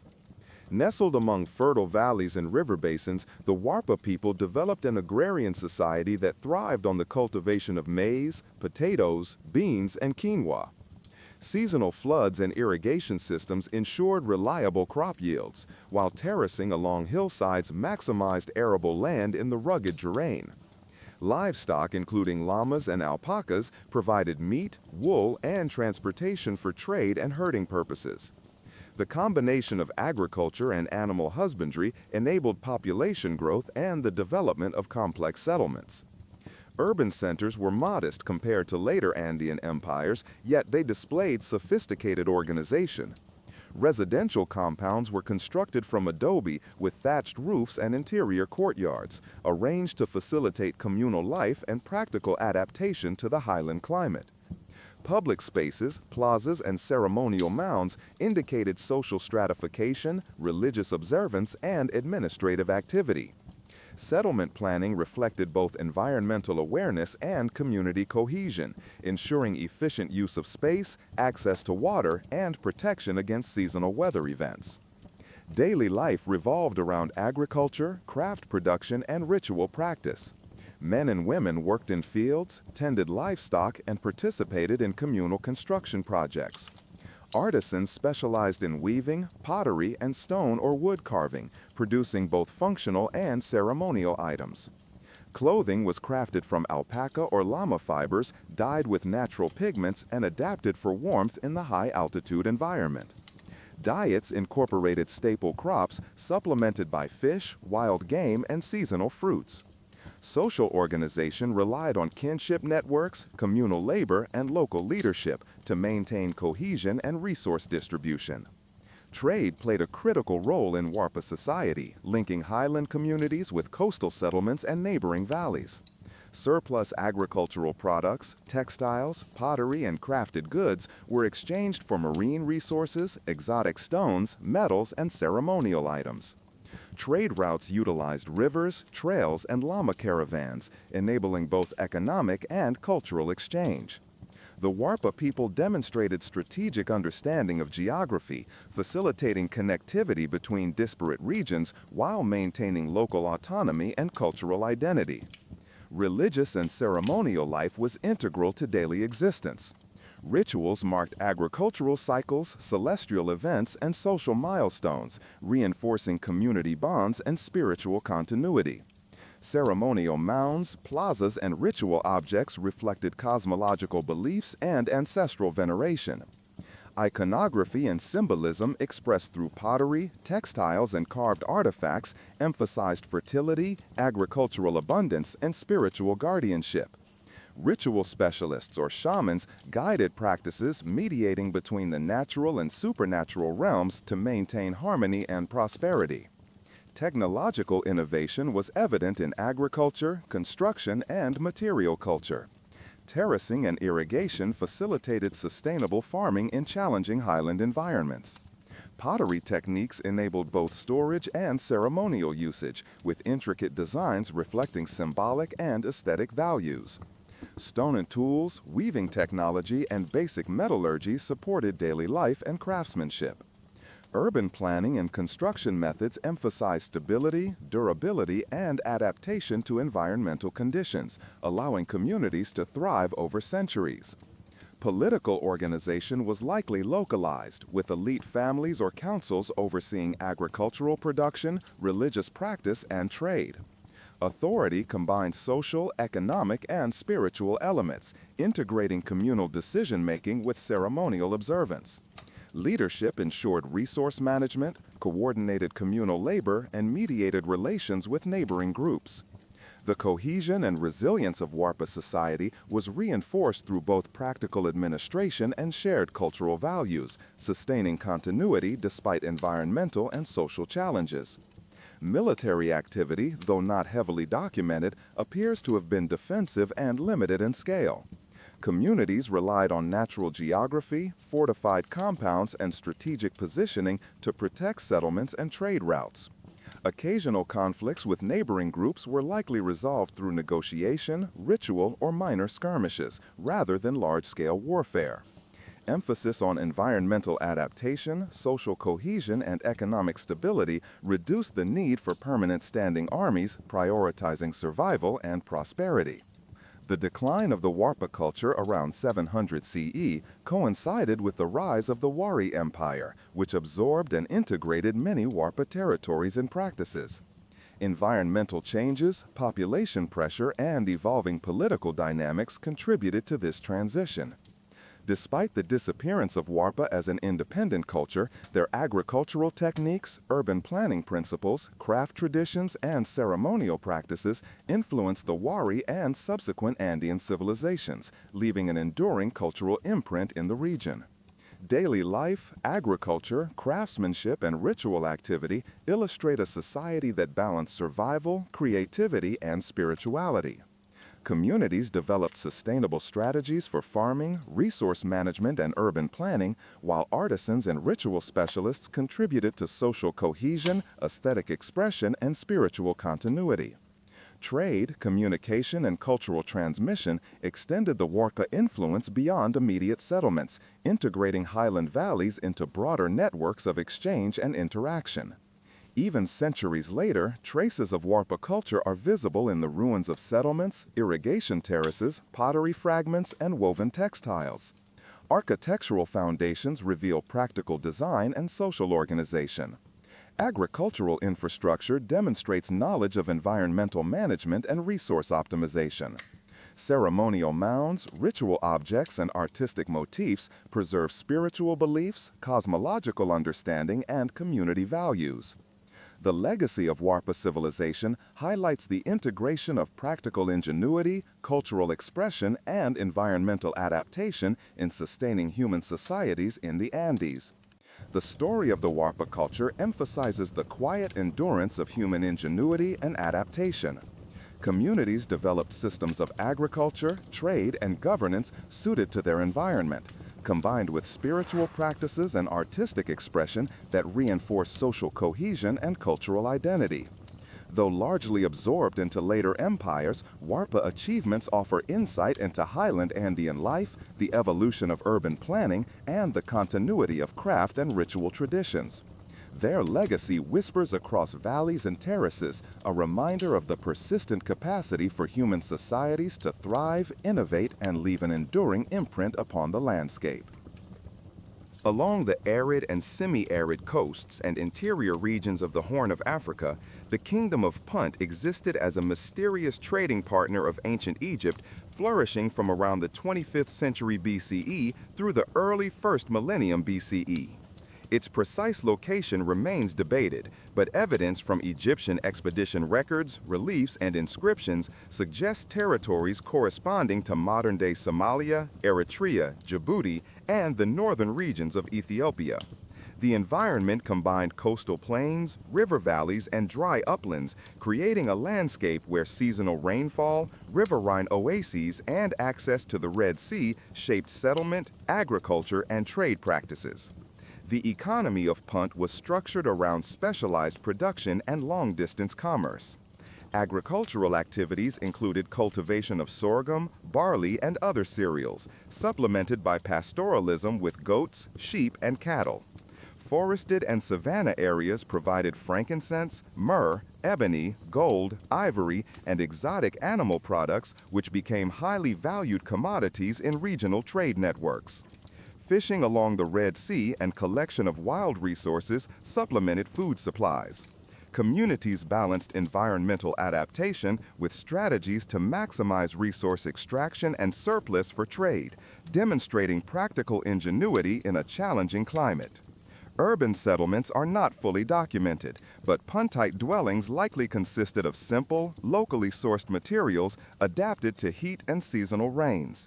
Huts made from reeds, wood, and thatch provided shelter, arranged in clusters that facilitated social cohesion and communal labor.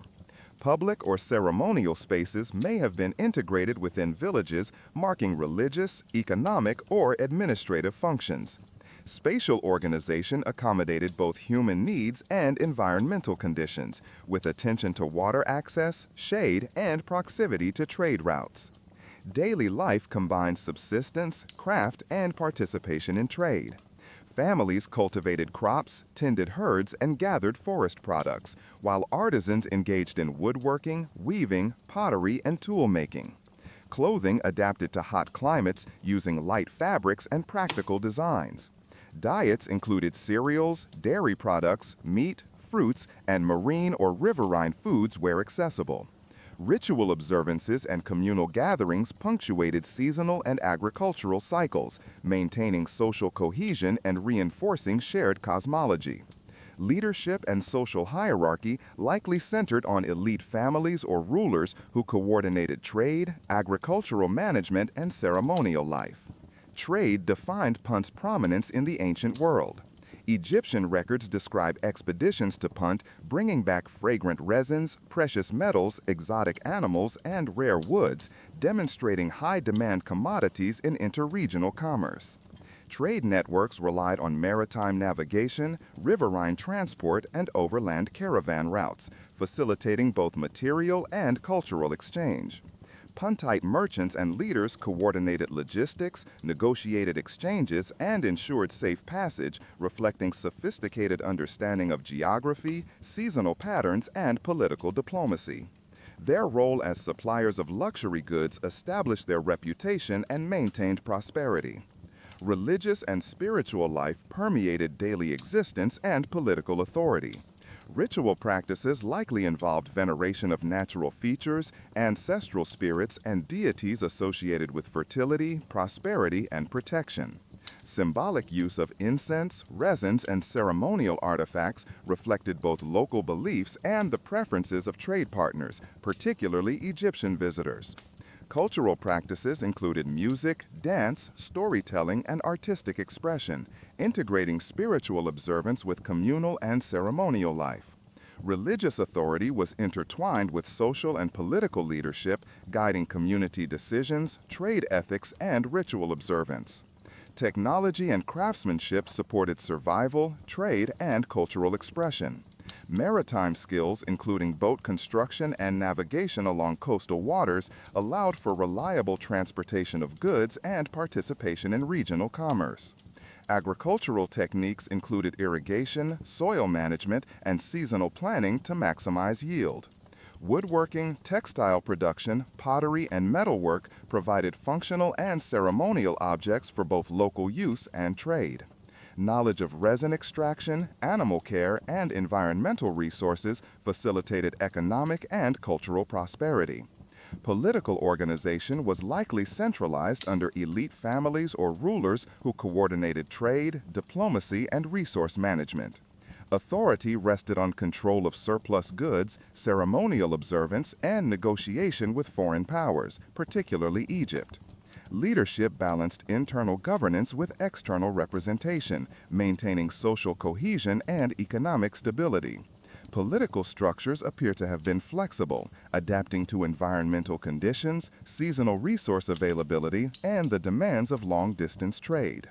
Military activity, if present, was limited to the protection of trade networks, resources, and settlements. Geography and alliances likely reduced the need for large armies. Defensive strategies may have included fortified village compounds, strategic placement of settlements, and negotiation or tribute arrangements with neighboring groups. Security was intertwined with environmental knowledge and trade diplomacy, emphasizing survival and stability over territorial expansion. The decline and eventual disappearance of Punt as a distinct entity remains obscure, complicated by the lack of direct archaeological evidence and reliance on foreign records. Environmental changes, shifts in trade networks, and integration into other emerging polities likely contributed to cultural absorption and transformation. Despite this, the Kingdom of Punt's influence persists in historical memory, Egyptian records, and the material impact of its trade commodities, leaving a legacy of economic specialization, cultural exchange, and environmental adaptation. Daily life, economic activity, and ceremonial practice illustrate a society that integrated environmental knowledge, craft specialization, trade, and ritual observance. Communities optimized agricultural and pastoral practices, exploited natural resources, and engaged in long-distance commerce, supporting both local prosperity and regional significance. Artistic and ritual expression reinforced social cohesion and spiritual identity, while logistics and diplomatic skills maintained connections with powerful neighbors. Even centuries later, the Kingdom of Punt communicates through Egyptian reliefs, inscriptions, and trade records. Depictions of Puntite envoys, boats, goods, and ceremonial practices reveal cultural identity, social hierarchy, and economic sophistication. The collection of frankincense, myrrh, gold, ivory, and exotic animals demonstrates environmental expertise, trade specialization, and the ability to meet international demand. The subtle traces of Puntite society remind observers of the enduring human capacity to adapt, specialize, and participate in interregional networks. The story of Punt highlights the interplay of environment, trade, political organization, and cultural expression. Communities adapted to arid and semi-arid conditions while developing specialized economic practices and participating in regional commerce. Leadership integrated ceremonial authority with practical coordination of trade, agriculture, and craft production. Despite limited physical evidence, Punt's role in ancient exchange networks offers insight into the ways human societies harness natural resources, navigate complex relationships, and leave a lasting cultural footprint that echoes across history. In the mountainous valleys of Oaxaca, Mexico, the Zapotec civilization emerged around 700 BCE and flourished until approximately 1521 CE. The terrain consisted of fertile valley floors surrounded by rugged mountains, providing a combination of agricultural opportunity and natural protection. Rivers, seasonal streams, and terraces enabled sophisticated farming, supporting maize, beans, squash, and chili peppers, while domestic animals such as dogs and turkeys supplemented the diet. Forested areas provided wood, wild game, and medicinal plants. The geographic isolation of some valleys fostered distinct communities while encouraging interaction through trade and ceremonial exchange with neighboring cultures. Monte Alban, one of the earliest planned cities in the Americas, illustrates Zapotec urban sophistication. Constructed atop a flattened mountaintop, it contained plazas, pyramids, ball courts, and residential compounds. Terraces, stairways, and retaining walls showcased engineering knowledge, adapting to steep slopes and variable soils. Residential architecture typically included thatched or clay-roofed homes with adobe walls and interior courtyards, designed for ventilation and light. Urban layouts facilitated social interaction, religious ceremonies, and administrative control, with public spaces at the heart of civic life. Daily life revolved around agriculture, craft production, and religious observance. Men and women cultivated fields, managed domestic animals, and gathered forest resources. Artisans specialized in pottery, weaving, stone carving, and metallurgy, producing both functional and ceremonial items. Clothing incorporated cotton, maguey fibers, and dyed fabrics, adapted for climate and social status. Food preparation involved community participation, with maize-based staples such as tortillas, tamales, and atole forming the dietary foundation. Social organization combined kinship networks, hereditary leadership, and community councils, ensuring coordination of labor, resource allocation, and ceremonial practice. Trade connected Zapotec communities with neighboring regions, exchanging surplus food, crafted goods, and ritual objects. Salt, obsidian, jade, feathers, and cacao moved along well-established networks, linking highland valleys to coastal and lowland areas. Trade facilitated cultural exchange, influencing artistic styles, religious iconography, and material culture. Zapotec merchants and community leaders coordinated these exchanges, demonstrating logistical skill, geographic knowledge, and social diplomacy. Long-distance trade enhanced both economic prosperity and cultural influence, allowing Zapotec civilization to flourish for centuries. Religious and ceremonial life was central to Zapotec society. The construction of pyramids, ball courts, and plazas facilitated ritual observances, feasts, and social gatherings. Cosmology emphasized astronomical alignment, fertility, and agricultural cycles. Deities were represented through carved stone figures, ceramics, and murals, reflecting spiritual beliefs integrated into civic life. Ritual specialists and priests guided agricultural timing, ceremonial observances, and interpretation of celestial events. Religious practice reinforced social hierarchy, cultural identity, and collective memory, binding communities through shared spiritual experience.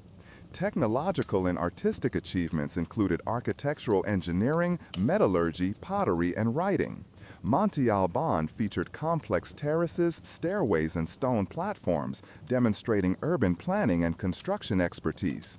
Metalworking produced jewelry, tools, and ceremonial objects, often in gold and copper alloys. Pottery was both functional and symbolic, decorated with geometric and figurative designs. The Zapotec developed one of Mesoamerica's earliest writing systems, using glyphs on monuments and artifacts to record names, events, and genealogies.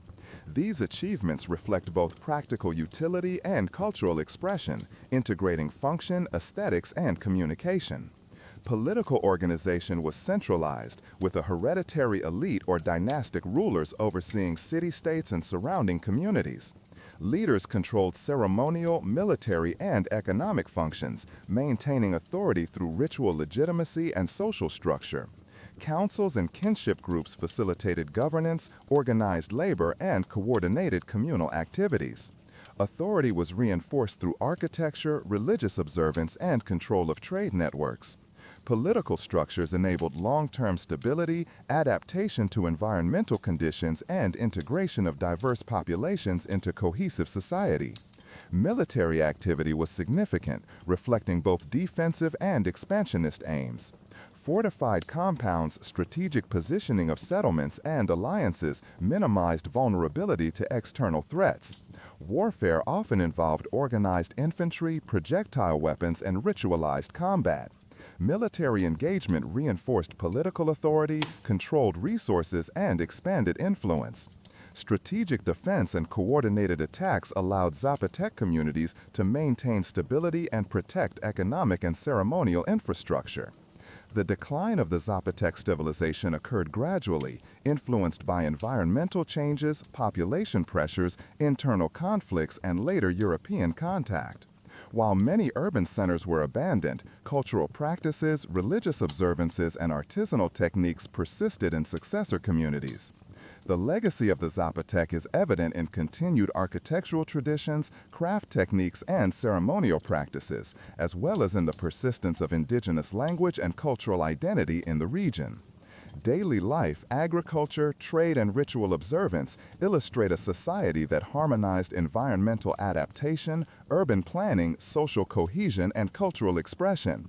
Communities optimized resources, coordinated labor, and engaged in ceremonial and economic networks.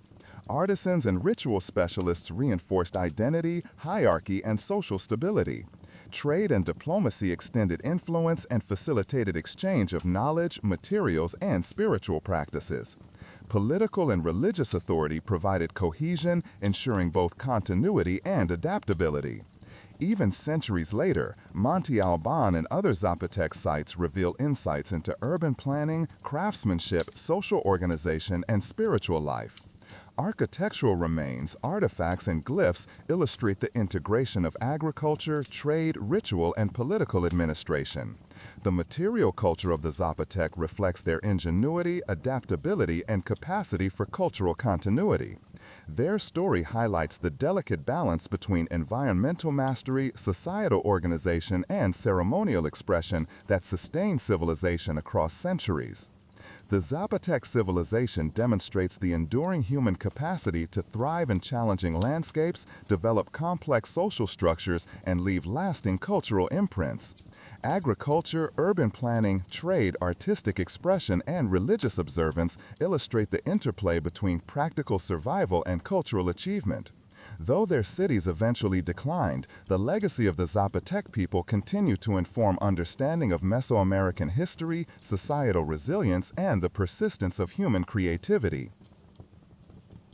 Across the vast expanse of the Central Asian steppe, stretching from the Altai Mountains to the Caspian Sea, the Gökturks emerged as a powerful nomadic empire between the 6th and 8th century CE. These grasslands, marked by rolling plains, intermittent river valleys, and harsh seasonal extremes, demanded mobility, adaptability, and intimate knowledge of the landscape. Winters were long and cold, summers hot and dry, with grazing lands that supported herds of horses, sheep, and cattle, the lifeblood of steppe societies. The environment shaped every aspect of daily life, from settlement patterns to political organization, diet, and warfare, embedding resilience into the culture of the Gökturks. Gökturk communities were highly mobile, relying on yurts, portable circular dwellings made of wooden frames covered with felt or animal skins to provide shelter. The yurt's design allowed rapid assembly and disassembly, accommodating seasonal migrations and strategic relocations. Social organization revolved around clans and tribal confederations, with loyalty to lineage, chieftains, and military leaders forming the backbone of governance. Settlements were temporary, often consisting of clusters of yurts grouped around water sources and grazing lands, with mobility ensuring both survival and strategic advantage across the open steppe. Daily life was structured around pastoralism, horseback riding, and subsistence needs. Herd management required constant movement, ensuring livestock had adequate pasture. Milk, meat, and hides formed primary sustenance and materials, while hunting and foraging supplemented diets.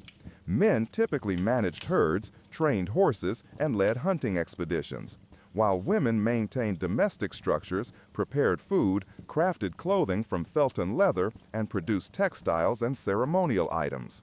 Children learned horseback riding, hunting skills, and clan traditions from an early age, ensuring cultural continuity and practical proficiency. Clothing, often layered felt garments, leather boots, and fur coverings, protected against harsh winters, winds, and summer sun, reflecting both function and status. Trade networks extended Göktürk influence across Eurasia, linking the steppe with China, Persia, the Byzantine Empire, and other Central Asian polities. Horses, furs, hides, and slaves were exchanged for silk, metal tools, ceramics, and luxury goods.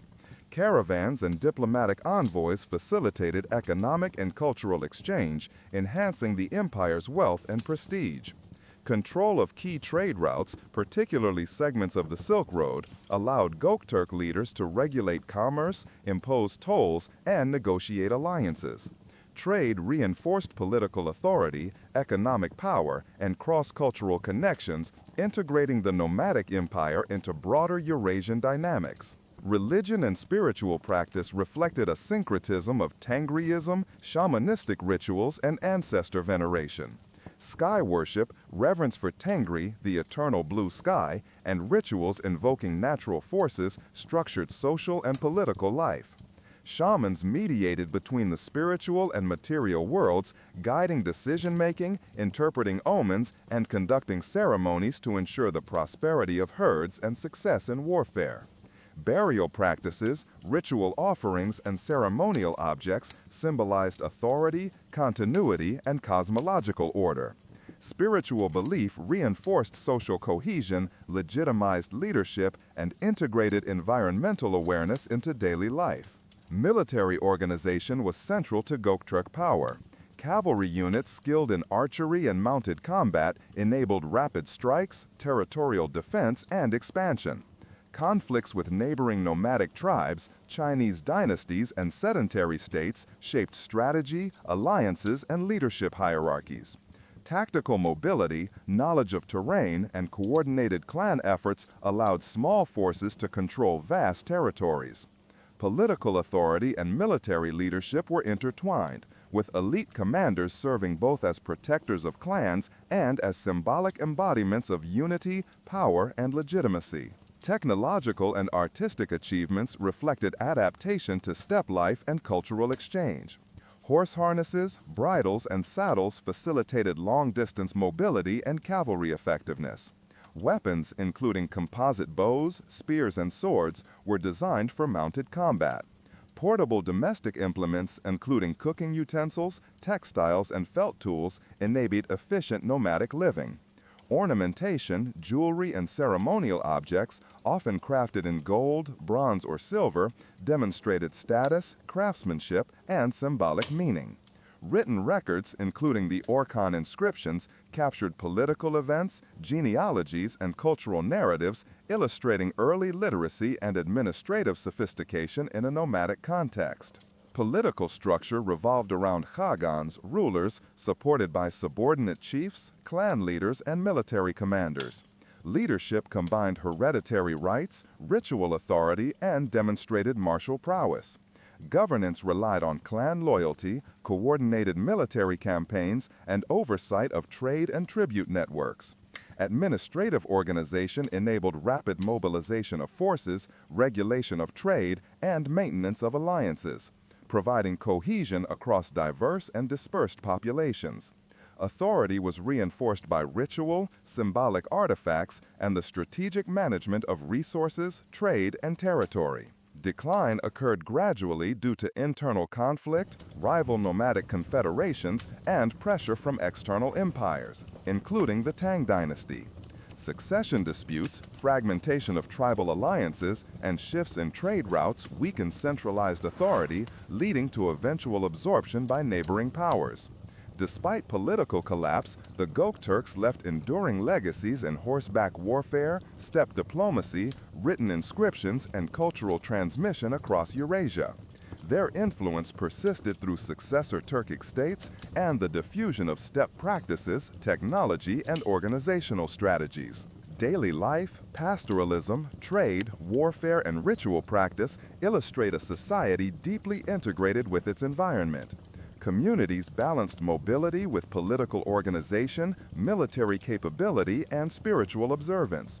Artisans and shamans reinforced hierarchy, identity, and cohesion, while trade networks connected distant regions. Social, military, and spiritual systems operated in synergy, reflecting the intricate adaptation of a nomadic civilization to the open steppe and shifting political landscapes. Even centuries later, the Göktürks' impact can be traced through inscriptions, burial sites, artifacts, and the enduring Turkic cultural and linguistic legacy. Horses, weaponry, ceremonial items, and political organization reflect human ingenuity in challenging environments, combining practical survival with artistic, ritual, and administrative sophistication. Their story illustrates the delicate balance between mobility, governance, spiritual practice, and economic integration that sustained a powerful nomadic empire across the Eurasian steppe. Across the fertile river valleys and floodplains of North America, the Mississippian culture emerged around 800 CE and flourished until approximately 1600 CE. Centered along the Mississippi River and its tributaries, communities developed complex agrarian societies that cultivated maize, beans, squash, and sunflowers, supporting dense populations and large urban centers. Seasonal flooding enriched the soil, creating abundant harvests, while irrigation channels and land management techniques optimized crop production. Domestic animals were limited, but dogs were kept for companionship and assistance in hunting, while wild game, fish, and shellfish supplemented the diet. The combination of agriculture, foraging, and fishing enabled the growth of expansive settlements, including monumental urban centers such as Cahokia, Moundville, and Etowah. Urban centers were organized around plazas, ceremonial mounds, and elite compounds. Earthen platform mounds, constructed through labor-intensive layering of soil, served as bases for temples, council houses, and elite residences, signaling both religious and political authority. Residential areas were arranged around plazas and public spaces with thatched dwellings built from timber and clay. Villages and towns demonstrated sophisticated planning, integrating domestic, ceremonial, and administrative functions into cohesive urban layouts. Fortifications such as wooden palisades provided defense against rival groups, while pathways and causeways facilitated movement and trade within and between settlements. Daily life combined agriculture, craft, and ritual practice.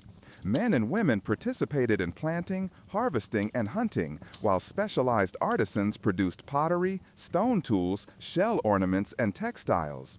Clothing was crafted from plant fibers, animal hides, and woven textiles, adapted for seasonal variations. Food preparation and storage involved large community structures, including granaries and communal cooking areas. Social organization relied on kinship networks, hierarchical leadership, and communal labor, ensuring both subsistence and ceremonial continuity. Festivals, feasts, and ritual events punctuated the year, reinforcing cohesion, hierarchy, and cosmological understanding. Trade and exchange formed a crucial aspect of Mississippian life. Networks extended across vast distances, connecting the interior Mississippi Valley with the Gulf Coast, the Great Lakes, and the southeastern United States. Commodities included marine shells, copper, mica, obsidian, chert, and exotic minerals. Craftsmanship, ceremonial goods, and surplus agricultural products were exchanged along these networks. Trade facilitated cultural exchange, including the transmission of artistic styles, religious iconography, and technological innovations. Mississippian communities demonstrated logistical skill, negotiating complex networks of exchange while maintaining local autonomy. Religious and ceremonial practices were central to societal structure. Mounds and plazas served as venues for rituals, feasts, and political gatherings. Cosmological beliefs emphasized the integration of celestial events, seasonal cycles, and agricultural prosperity. Symbolic motifs, expressed through pottery, sculpture, and architecture, reflected both spiritual ideology and social hierarchy. Religious specialists mediated between the natural and supernatural, guiding communal life, agricultural timing, and ceremonial observances. Rituals reinforced authority, social cohesion, and shared cultural identity across dispersed communities. Technological and artistic achievements included mound construction, pottery, metalwork, and textile production. Earthen mounds required organized labor, engineering knowledge, and long-term planning. Pottery featured elaborate designs, ceremonial motifs, and functional utility.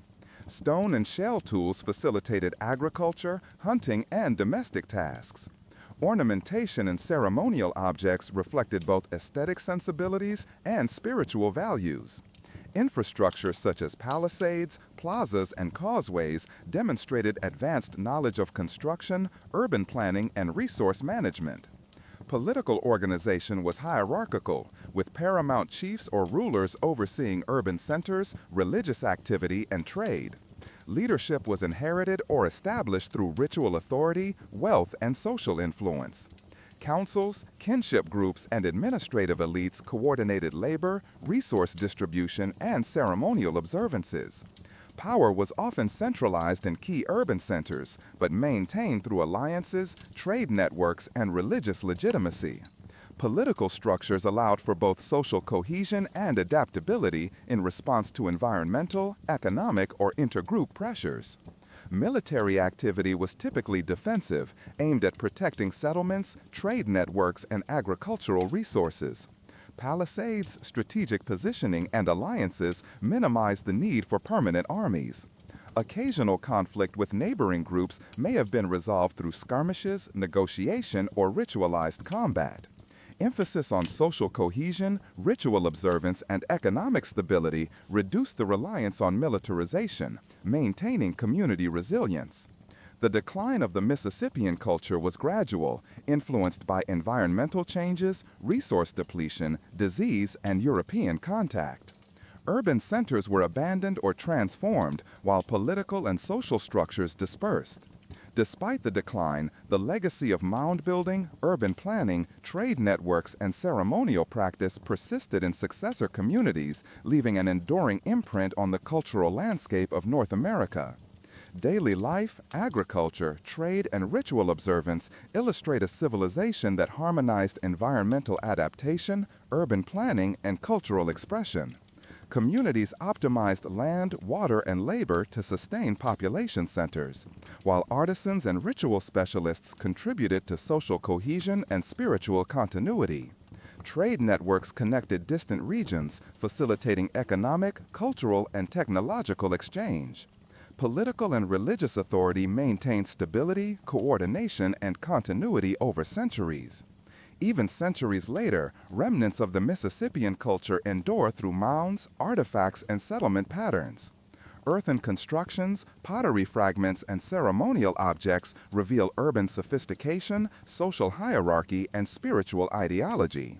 Trade goods and exotic materials illustrate extensive connectivity and resource management. The material and cultural traces of the Mississippi people reflect the integration of agriculture, craftsmanship, ritual practice, and urban organization, offering insight into human ingenuity, adaptation, and societal resilience. In the forested savanna of central Nigeria, the Nok civilization flourished between approximately 1500 BCE and 500 CE. The landscape was a mix of rolling grasslands, scattered woodlands, rivers, and small lakes, providing fertile ground for agriculture, hunting, and settlement. Seasonal rainfall supported the cultivation of millet, yams, and sorghum, while wild game, fish, and edible plants supplemented daily sustenance. The climate required adaptation to both wet and dry seasons, influencing settlement patterns, agricultural timing, and material culture. Natural resources, including clay, iron ore, and timber, facilitated technological development and artistic expression, shaping the daily and ceremonial lives of the Nok people. Nok settlements were generally small and dispersed, reflecting both environmental conditions and social organization. Houses were constructed from mud, clay, and thatched materials, often raised slightly above ground to avoid flooding during rainy seasons. Interior spaces were functional, incorporating areas for sleeping, cooking, and craft production.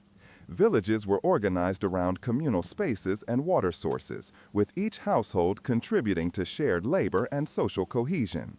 Terraces, storage pits, and irrigation ditches were employed to optimize agriculture, demonstrating an understanding of landscape management and resource allocation. These early urban strategies enabled communities to maintain stability, productivity, and resilience. Daily life was structured around agriculture, craft, domestic tasks, and social interaction. Men cultivated fields, hunted and maintained livestock, while women prepared food, produced textiles, and managed domestic spaces. Children were trained in farming, craft skills, and cultural traditions from an early age, ensuring knowledge transmission across generations. Food was primarily plant-based, supplemented with meat, fish, and dairy products. Communal cooperation in planting, harvesting, and storage supported survival and facilitated social bonding. Clothing was made from woven plant fibers, leather, and animal hides, designed for both climate adaptation and social expression. Social structure incorporated kinship networks, labor coordination, and ritual specialists, providing cohesion and guidance in daily and ceremonial life. Technological and artistic achievements distinguished the Nok civilization. Ironworking emerged early, enabling the production of tools, weapons, and agricultural implements that enhanced efficiency and survival. Pottery was widely produced, often featuring elaborate geometric or anthropomorphic designs that reflected ritual, symbolic, and aesthetic concerns. Terracotta sculptures, frequently depicting human or animal figures, illustrate highly developed artistic skill and cultural symbolism. These artifacts, often associated with burial or ceremonial contexts, indicate both technical mastery and sophisticated symbolic thought. Metalworking, pottery, and terracotta art collectively demonstrate the integration of practical necessity, ritual significance, and aesthetic creativity. Trade and interaction extended the influence of Nok communities across West Africa. Iron implements, pottery, and crafted items were exchanged with neighboring settlements, while locally available materials were supplemented by long-distance trade in goods such as salt, copper, and luxury items. Trade reinforced social ties, facilitated technological diffusion, and enhanced economic stability. The circulation of goods and knowledge promoted cultural cohesion and provided channels for innovation, ensuring that the Nok civilization remained dynamic and adaptive over centuries. Religious and ceremonial life was central to Nok culture. Burial practices, terracotta sculptures, and ritual artifacts indicate beliefs in ancestral spirits, protection, and cosmological order. Shamans or ritual specialists likely mediated between the spiritual and material worlds, guiding ceremonies, interpreting signs, and ensuring communal harmony. Ceremonial sites and artifacts reinforced social hierarchy, commemorated significant individuals, and structured agricultural and seasonal cycles. Spiritual practice shaped both daily behavior and long-term communal cohesion, blending the practical and symbolic dimensions of life. Political and social organization was rooted in kinship networks, clan leadership, and communal decision-making. Authority was exercised through social influence, ritual legitimacy, and coordination of labor and resources. Chiefs or clan heads managed agricultural activities, resource allocation, and ceremonial observances, maintaining stability and continuity. Governance relied on consensus, cooperation, and respect for ritual authority, providing a cohesive framework that supported both survival and cultural development. Social systems integrated practical substance strategies with symbolic and ritual norms, reinforcing identity, hierarchy, and continuity. Military activity was primarily defensive, focused on protecting villages, agricultural lands, and resources. Weapons such as iron-tipped spears, clubs, and shields were produced for conflict management, while mobility, coordination, and knowledge of terrain contributed to security. Inter-community interactions combined diplomacy, trade, and occasional conflict, balancing competition and cooperation. These strategies ensured the survival and relative stability of Nok settlements across centuries. The decline of the Nok civilization remains partially enigmatic. Environmental change, population pressures, technological shifts, and social transformation likely contributed to gradual depopulation and dispersion. Despite this, the legacy of the Nok is enduring. Terracotta sculptures, ironworking techniques, and pottery styles influenced subsequent West African cultures, including the Yoruba, Benin, and Igbo civilizations. Artistic traditions, technological knowledge, and social frameworks persisted in successor societies, reflecting continuity and adaptation over time. Daily life, craft production, ironworking, trade, and ritual observance reveal a society that harmonized environmental adaptation, technological skill, and social organization. Communities optimized agricultural productivity, coordinated labor, and integrated spiritual practice into practical survival strategies. Artisans, ritual specialists, and community leaders reinforced social cohesion, identity, and cultural continuity. Trade networks, resource management, and ceremonial observance allowed the Nox civilization to thrive for centuries, leaving a lasting imprint on regional history. Archaeological evidence provides insight into the sophisticated craftsmanship, social organization, and spiritual life of the Nok people. Terracotta figures, pottery, and iron tools illustrate their ingenuity, adaptability, and symbolic expression. Urban and rural settlements demonstrate practical solutions to environmental challenges, while ceremonial artifacts reflect belief systems, social hierarchy, and artistic achievement. The combination of technical skill, cultural expression, and societal coordination underscores the Nok civilization as a foundational influence in West African history. The story of the Nok civilization exemplifies the enduring human capacity for innovation, adaptation, and creativity. Through agriculture, metallurgy, trade, and spiritual practice, they constructed communities that balanced environmental mastery